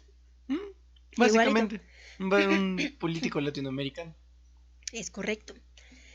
En las décadas posteriores, este sistema no fue seguido de forma específica ni continua. Hubo que esperar hasta el año 1229 para que, mediante una ordenanza real, se estableciera que las autoridades civiles y eclesiásticas tenían la obligación de recuperar aquellas tareas y buscar y castigar a los herejes. No obstante, apenas 2 años después, el Papa Gregorio IX dictaminó mediante la normativa Excommunicamus que la Iglesia sería la única con este poder, además de determinar por primera vez el procedimiento concreto que se aplicaría contra los infieles y las penas por las que pasaría si eran encontrados culpables. O sea, que ya por fin les harían un juicio. Algo así. Disque juicio, ¿verdad? Dice, me tocó. Al mismo tiempo, el senador de Roma, Anibaldo, publicó un estatuto contra los heréticos, donde empleó por primera vez la palabra inquisitor, con su significado técnica de inquisidor, y no es el sentido general de investigador. Más bien, y no en el sentido general de investigador. Acababa de nacer la Inquisición, y lo hacía teniendo la potestad de arrebatar sus bienes a aquellos que fueron considerados herejes e, incluso, desterrar a sus familiares. No obstante, esta fue la Inquisición pontificia, la más asiagua durante la Edad Media y diferente a la española, nacida en el siglo XV de la mano de los reyes católicos. Reyes. Sí, pero de por sí ya la cacería de brujas estaba desde antes. Solo que no tan... ¿cómo decirlo? Tan rara como después fue, tan alocada, tan... ¿cómo decirlo? ¿Apocalíptica? Ajá, algo así, como lo fue después. Con todo, parece que a los inquisidores no les resultaba nada sencillo encontrar a los herejes, pues estos tenían la curiosa manía de negar su condición si eso hacía que no les cayese encima todo el peso de la justicia. Por ello, en 1252, el Papa Inocencio IV permitió oficialmente el uso de la tortura para lograr que aquellos desviados de la religión oficial cantasen su confesión, o lo que se terciase a sus sacerdotes. Ni tan inocencio, ¿eh? Así es. Aquella cruel forma proclamada mediante la siguiente bula. El oficial, o párroco debe obtener de todos los herejes que capture una confesión mediante la tortura sin dañar su cuerpo o causar peligro de muerte, pues son ladrones y asesinos de almas y apóstatas de los sacramentos de Dios y de la fe. Deben confesar sus errores y acusar a otros herejes, así como a sus cómplices, encubridores, correligionarios y defensores. Ay, güey. No me quiero enojar. Hasta soné de ese siglo. Ay, es que no manches. Es algo así como si estuvieras escuchando a tu político que te está lavando el coco. Igualito. Algo así.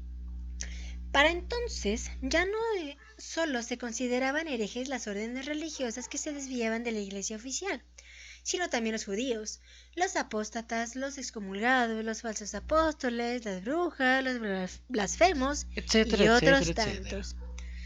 Lo que se buscaba mediante la tortura era que, haciendo uso de este dolor, toda esta inmensa lista de herejes admitiesen aquello por lo que eran acusados y pudiesen ser castigados por ello. Con este objetivo se idearon todo tipo de instrumentos a lo largo de los 6 siglos que estuvo vigente en diferentes países la Inquisición. En el caso de que se resistiesen el proceso sin confesar, se suponía que los acusados debían ser liberados cuando se administraba la tortura y no se obtenía confesión. La conclusión lógica, si es que la tortura probaba algo, era que el acusado era inocente. ¿Qué? Ajá. O sea, eres culpable hasta que demuestres lo contrario, igual que las leyes mexicanas.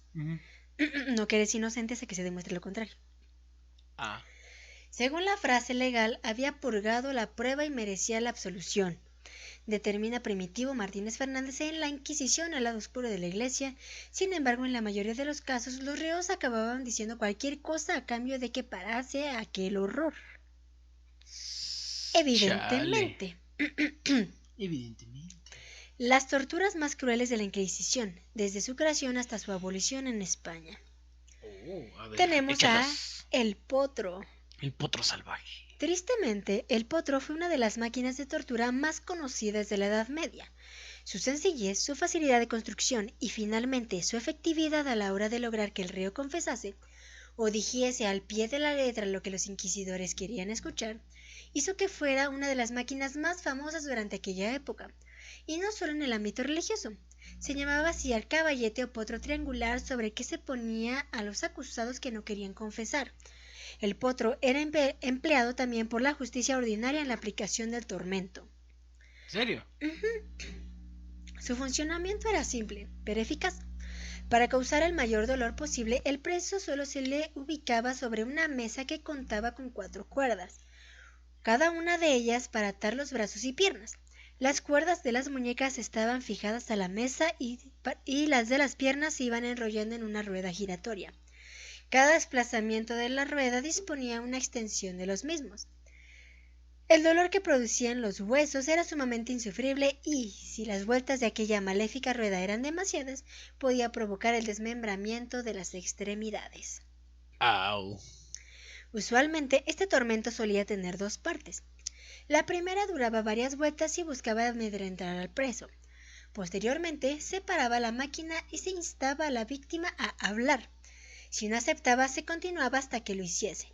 Con todo, algunos autores son partidarios de que había un nivel más de interrogatorio.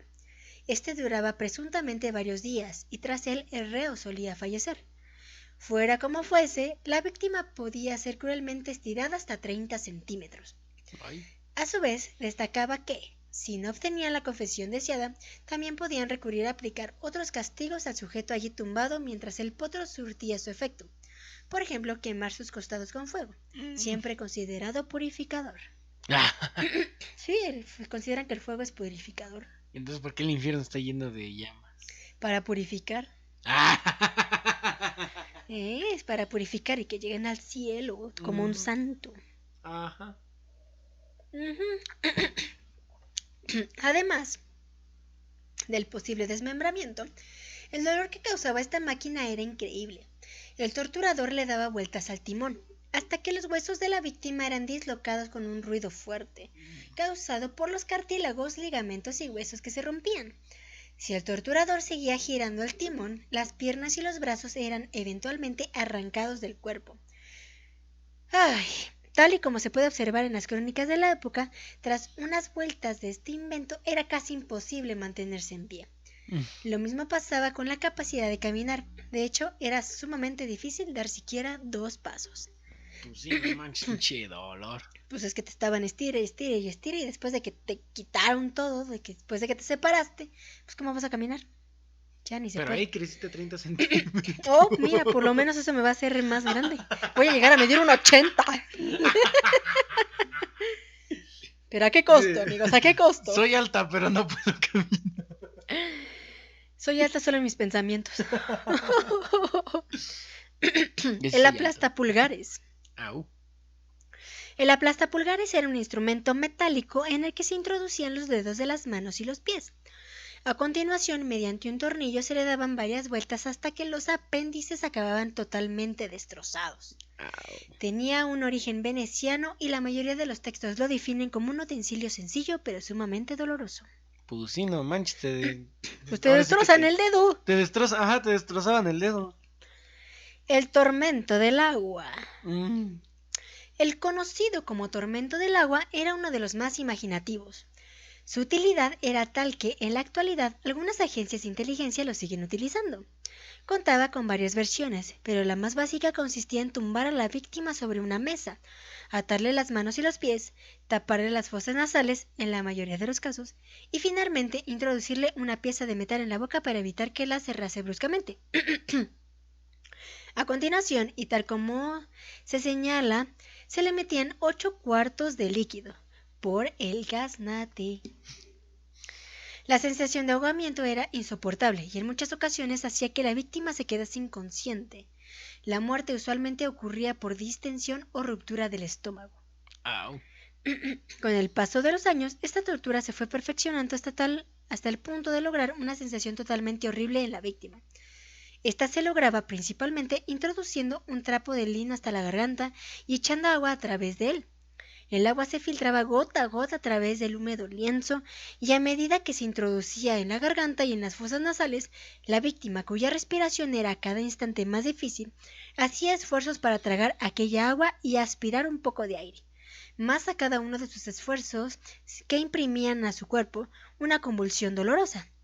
Uy. El sufrimiento se medía acorde al número de jarros de líquido elemento que se introducía entre pecho y espalda de la víctima. Wow. Una de las muertes más crueles de este método se sucedió a finales del siglo XVI. Como bien se señala, uno de los muchos casos magistrados para la Inquisición en 1598 estuvo relacionado a un hombre que fue acusado de ser un hombre lobo y poseído por un demonio. Hazme el puto favor. Exactamente. El verdugo vació un volumen de agua tan grande en la garganta de la víctima que su barriga se expandió y se puso dura poco antes de que muriera. El último tipo de tormento de agua consistía en hacer lo mismo, pero en una escalera sobre la que se ponía al preso boca abajo. En pleno 2015, la CIA sigue utilizando una tortura similar a esta, aunque es llamada ahogamiento simulado, y se lleva a cabo tumbando al preso en una mesa, vendándole los ojos tras sujetarle manos y pies, y finalmente arrojándole agua al interior de la boca y la nariz. Aunque parezca un acto inocente, es sumamente cruel, pues al no ver nada, el cerebro sufre una sensación de ahogamiento y claustrofobia similar a la que se produciría bajo el líquido elemento. El organismo suele responder con convulsiones y temblores. Según el Departamento de Justicia de los Estados Unidos, se usó contra los presos de Guantánamo durante años. Además, es una técnica de interrogatorio de las fuerzas especiales americanas que deben aprender para eludir antes de ser enviadas a territorio enemigo. Por cualquier cosa. Por cualquier cosa. Así ya saben, muéranse primero. Exactamente. Mejor. Básicamente. Casi. Mejor estate al punto de la muerte para que sepas lo que es estar allí, mijo. Exactamente. Qué salvajada, sinceramente. Pero bueno. Pero pues también es ¿cómo es? Es útil. Sí obtienes confesiones. Es el por cualquier cosa. Es el por cualquier cosa. Tenemos también la pera vaginal, oral o anal. Como su propio nombre indica, este instrumento de tortura tenía forma de pera, estrecho en una punta y ancho en la otra, y se introducía en la boca, la vagina o el ano de la víctima. La oral se aplicaba a predicadores heréticos y reos de tendencias antiortodoxas. La vaginal a las mujeres culpables de relaciones con Satanás o con uno de sus familiares. Y la anal a los homosexuales pasivos. Una vez en el interior comenzaba el suplicio, pues se abría mediante un tornillo generando un dolor inmenso en el preso. Au. La pera era forzada dentro de la vagina, ano o boca. Una vez dentro de la cavidad, era entonces expandida al máximo girando un tornillo. La cavidad en cuestión resultaba irremediablemente mutilada, casi siempre ocasionando la muerte. Además del dolor que causaba cuando se abría, en sus paredes exteriores contaba con unas púas que desgarraban el interior de la boca, la vagina o el ano del afectado, provocando severas hemorragias. Y ahí la muerte. Es correcto. También tenemos lo que es la garrucha. Esta tortura... ¿Que te agarran a garruchazo limpio? Ojalá. Con la posibilidad de defenderte, pero no.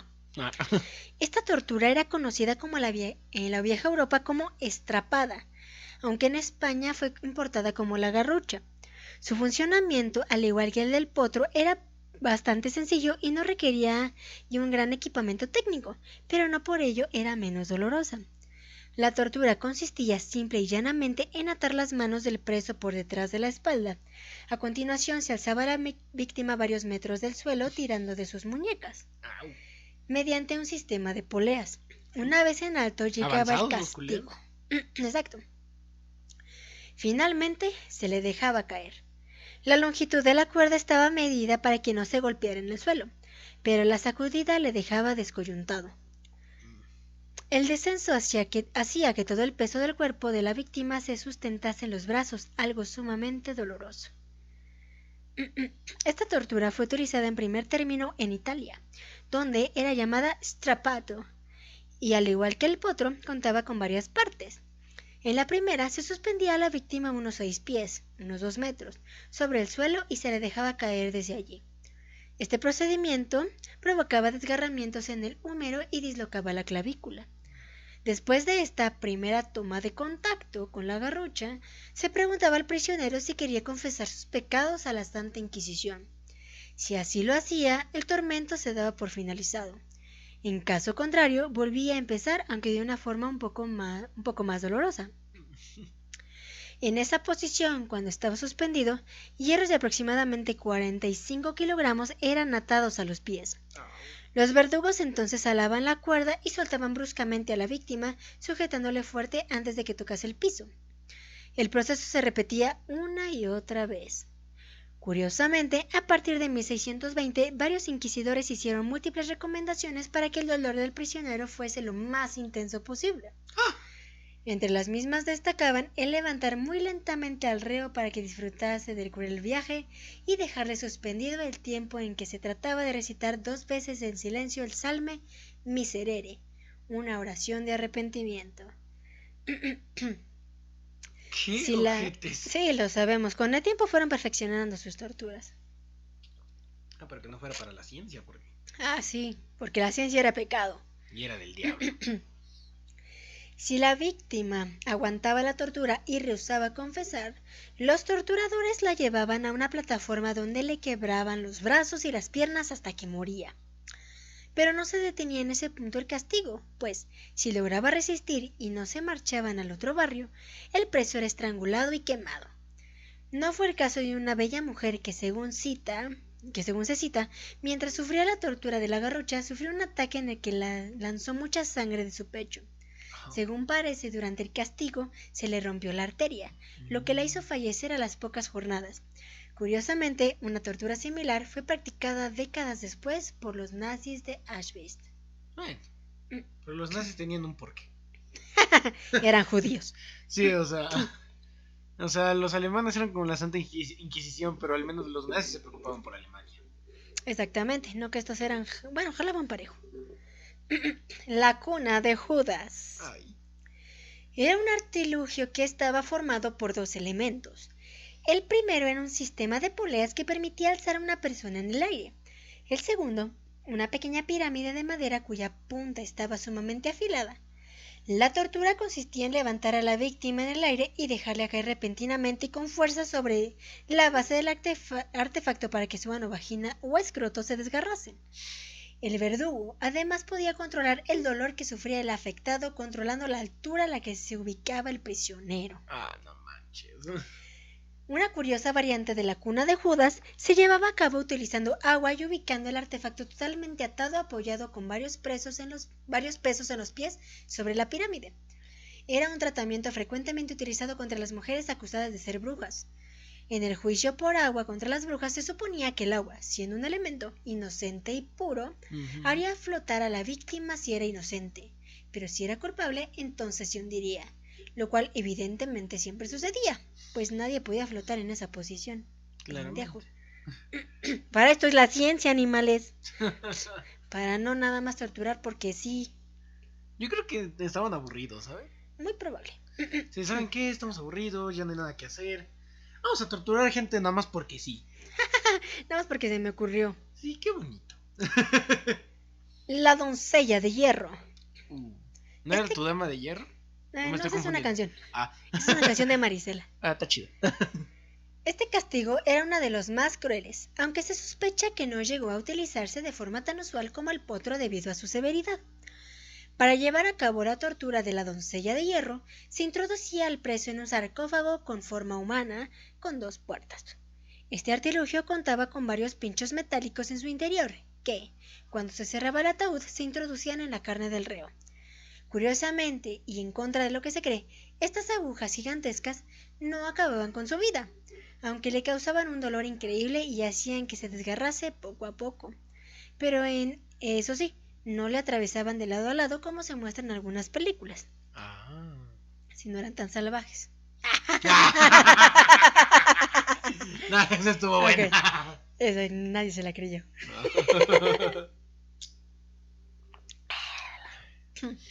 No, eso sí nadie. A su vez, era algo precario como elemento para lograr que los herejes confesaran, pues no había forma de aumentar progresivamente el dolor que causaba. Había pocos sarcófagos y en realidad estaban pensados para infundir terror.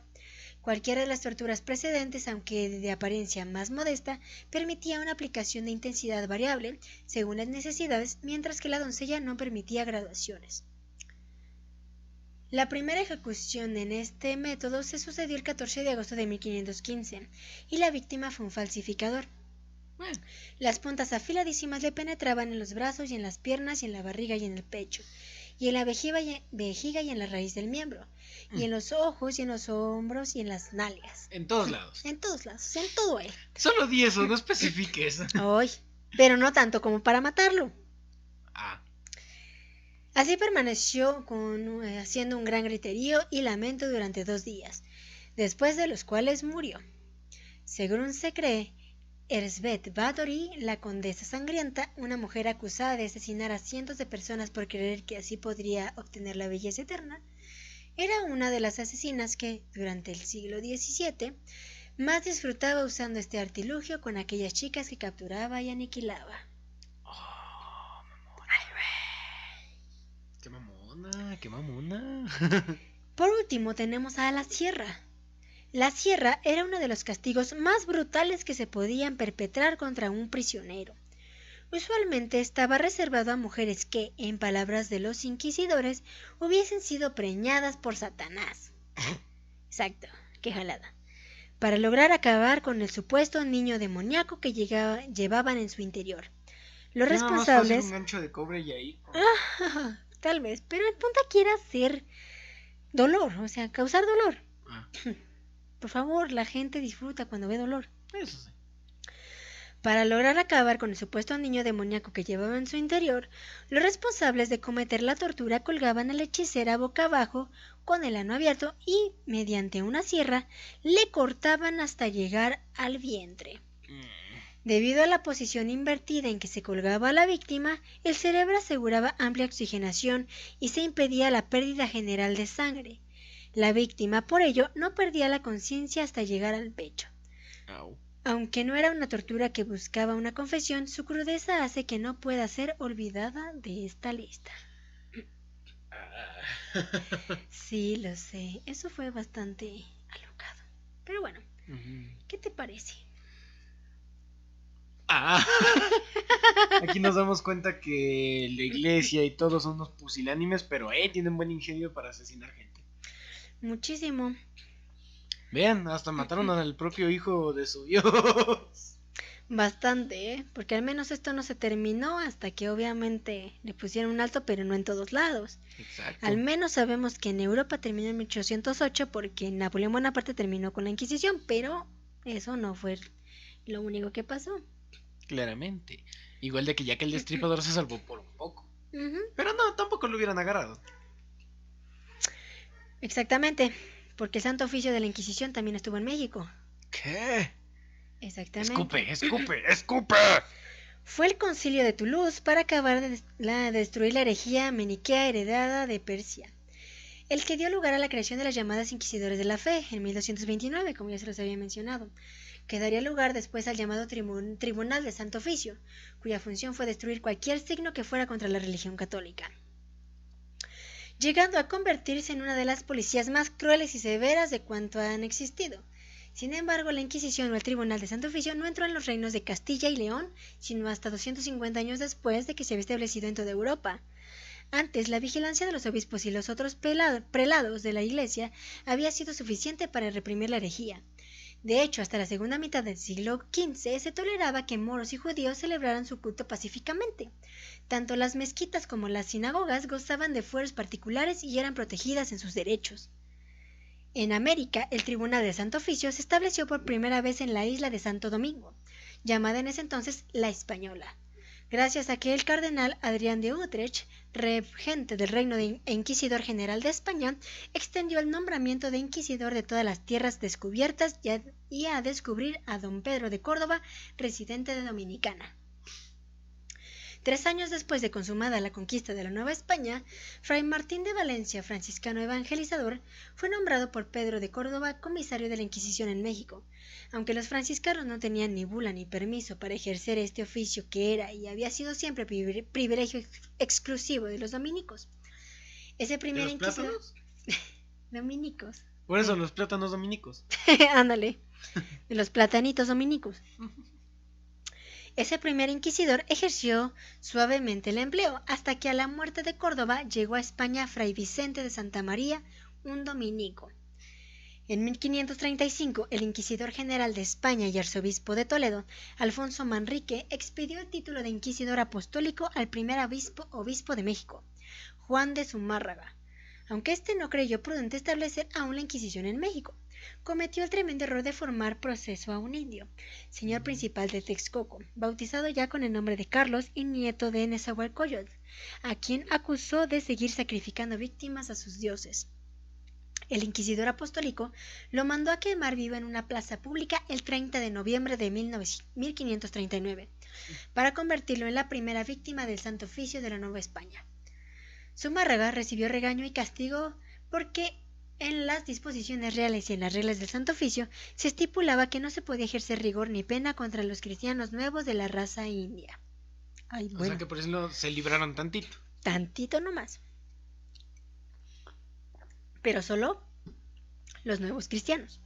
Ah, Sin embargo, no fue hasta 1571 que el doctor Moya de Contreras, inquisidor mayor de la Nueva España, estableció en México el Tribunal de la Fe. Este año se considera oficialmente como el establecimiento del Santo Oficio en México. Fray Tomás de Torquemada, pariente de Juan de Torquemada, e ilustre fraile que se ocupó de la historia indiana de México, fue uno de los más crueles inquisidores de España. Fue el quien desarrolló las reglas más crueles y estrictas para el Santo Oficio, reglas que se siguieron al pie de la letra en México. Entre sus disposiciones estaba que el secreto de los testigos fuera inviolable, que se adoptara el tormento y la confiscación de bienes, que en corto periodo de gracia los acusados se denunciaron a sí mismos y abjuraran de sus errores, que se recibieran las denuncias de padres contra hijas y de hijos contra padres, y que se permitiera la separación del derecho común y del orden de proceder en todos los tribunales conocidos. Luis González Obregón calcula que se pronunciaron 51 sentencias de muerte en los 235 o 242 años en los que funcionó en México el Santo Oficio, pero esta puede ser una conjetura. Llorente dice, por ejemplo, que solo en 1481 hubo 21,000 procesos y hasta quienes sostienen que la Inquisición no quemó a nadie en tierras mexicanas. Sin embargo, es muy probable que todos se equivoquen y que el más aproximado a sus cálculos sea González Obregón, ya que, por ejemplo, en el caso contra Luis de Carvajal, uno de los más célebres de México, murieron 8 personas, 7 de ellas en la hoguera y una en el garrote vil. O sea, a garrotazo. Ah, como dije hace rato, garrotazo. Sí, ese sí fue garrotazo limpio. Ah. Las penas impuestas a los reos de delitos que no se castigaban con la muerte eran generalmente el auto, vela, soga y mordaza de abjuración de leví, y a veces también el destierro. Eran de rigor, eso sí, 100 o 200 azotes. Entre los delitos figuraban no solo el renegar de Dios, de sus santos y la Virgen, sino también el emancebamiento, la fornicación y la sodomía. Ah. La indumentaria denunciaba al reo y así lo segregaba. A los judaizantes, por ejemplo, se les condenaba a llevar perpetuum, un hábito petencial amarillo con 2 aspas coloradas de San Andrés, es lo que más llamaban el sonabenito. Remataban el atuendo con un gorro de papel de forma cónica color azafrán, para indicar que un preso iba hacia las cárceles de Santo Oficio y se decía que se habían llevado en la calecita verde. Durante la colonia al edificio de la Inquisición, después de la Escuela de Medicina, se le llamó la Casa de la Esquina Chata. El patio de las Naranjas era el de las prisiones y estas celdas medían, por lo general, 16 pasos de largo y 10 de ancho. Contaban con 2 puertas de un grosor bastante importante, un agujero con rejas dobles donde entraba escasamente la luz y una tarima de azulejos que hacían las veces de cama. Los Cortes Generales y Extraordinarias que decretaron en España la abolición de la Inquisición sesionaron el 8 de diciembre de 1812 y decretó su pronuncio en México en 1813. Sin embargo, quedó definitivamente abolida hasta 1820. Es lo que te decía. En épocas de la independencia, casi. Pues casi empezó, pero como ya estaba en Europa, entonces no tardaron en traerla aquí, ya sabes, 1571. Sí. Ya sabes, casi 1300 años. Wow. ¿Cómo ves? Que son unos pusilánimes. Sí, ya lo sabemos. Pero ¿cómo ves? Wow. Wow, lo sé. Te digo, podrán ser unos pusilánimes idiotas papanatas para todo, pero para asesinar sí que son buenos. Por lo menos lo hicieron de una forma muy chida. Sí, hasta dan ganas, ¿sabes? Se tomaron su tiempo. Hey. Lo perfeccionaron durante 300 años, yo creo que eso te dice todo. Sí, estaban aburridos. No tenían nada más que hacer. Tienen dinero, pues vamos a gastarlo en idioteces. Se estaban mirando unos a los otros y fue aburridísimo. Entonces dijeron, ¿qué vamos a hacer? Vamos Vamos a matar gente. Pero no va a ser cualquier persona. Que literal fue cualquier persona. Obviamente, pero pues, para que no se escuchara así, dijeron, vamos a ver los que sean herejes. Y estos, y estos, y estos, y estos, y tantos también. Más o menos. Ahí así más o menos. Ahí así más o menos. Por ahí O va la sea, cosa. tú tienes cara de aborigen. Órale. Tú tienes cara de artesana prehispánica. Entonces, vas, mijo, vas. Tú tienes cara de Quasimodo. No. También vas, hijo. Échale. Cara de gitano, órale. Que por cierto, los gitanos no eran buenos, ¿eh? Exactamente. Esos güeyes sí eran asesinos, así que Frollo tenía razón. Como los pero, piratas. Como que no. Algo así. Los quieren pintar bonitos, pero no es para tanto. Exacto. Después vemos la historia de los gitanos. Exacto, porque el de los piratas ya fue. Exactamente. De hecho, fue el segundo episodio, ¿no? Exacto. Fue el segundo episodio. Que queremos saber si quieren saber más acerca de los piratas. O sobre algún pirata en específico. Exactamente. Eso estaría bastante David interesante. Jones. Sí, vemos aquí a David Jones. Sería chido. Puede ser. Puede ser. La historia de David Jones. Es posible. Muy Vamos posible. a ver. Vamos, estaremos checando. Estaremos checando esa parte. Pero. La tortura no es buena. Bueno, sí Bueno. lo es, pero... Depende para quién. Sí, depende. Porque también no se trata de que todo el mundo esté torturado. Imagínate, ay, güey. Qué perro. Qué perro. Sí, pues porque acabaron con mucha gente. Guau. Pero lo que sí pueden hacer es seguirnos en nuestras redes. ¿Cómo? Fernando Limón en Facebook, Twitter e Instagram. Y Fernando Limón 16, todo junto y en minúsculas, en TikTok. A mí me pueden seguir como Esme Palacio Z en todas las redes sociales. Hay una de pierde, por favor. Susu también lo pueden encontrar, ya saben, solamente TikTok. Como Susu/History Speakers. Así que por favor vayan a darle amor. Porque se está recuperando magistralmente. Así que por favor, denle amor para que pueda salir a las redes otra vez. Es correcto.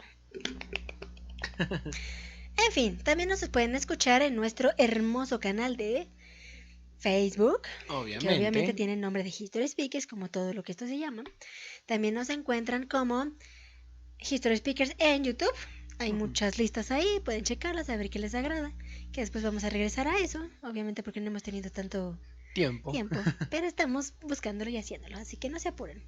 Igual nos pueden escuchar a los que no nos puedan ver en nuestro hermoso canal, que estamos re bellos, ya vieron. En Spreaker, Google Podcast, Deezer y Spotify. Exactamente, así que ya saben, nos pueden escuchar también si es que no nos pueden ver, porque estamos aquí para darles a ustedes lo que no quieren investigar. Exactamente, somos menos como esos maestros buena onda. Exacto, que te lo explicamos de una manera divertida, para que no te aburra, porque hay muchas cosas que también sucedieron aquí en México que seguimos transmitiéndoles a ustedes. Claramente, aquí estamos para lo que necesiten. Porque esto fue History History Speakers. Speakers.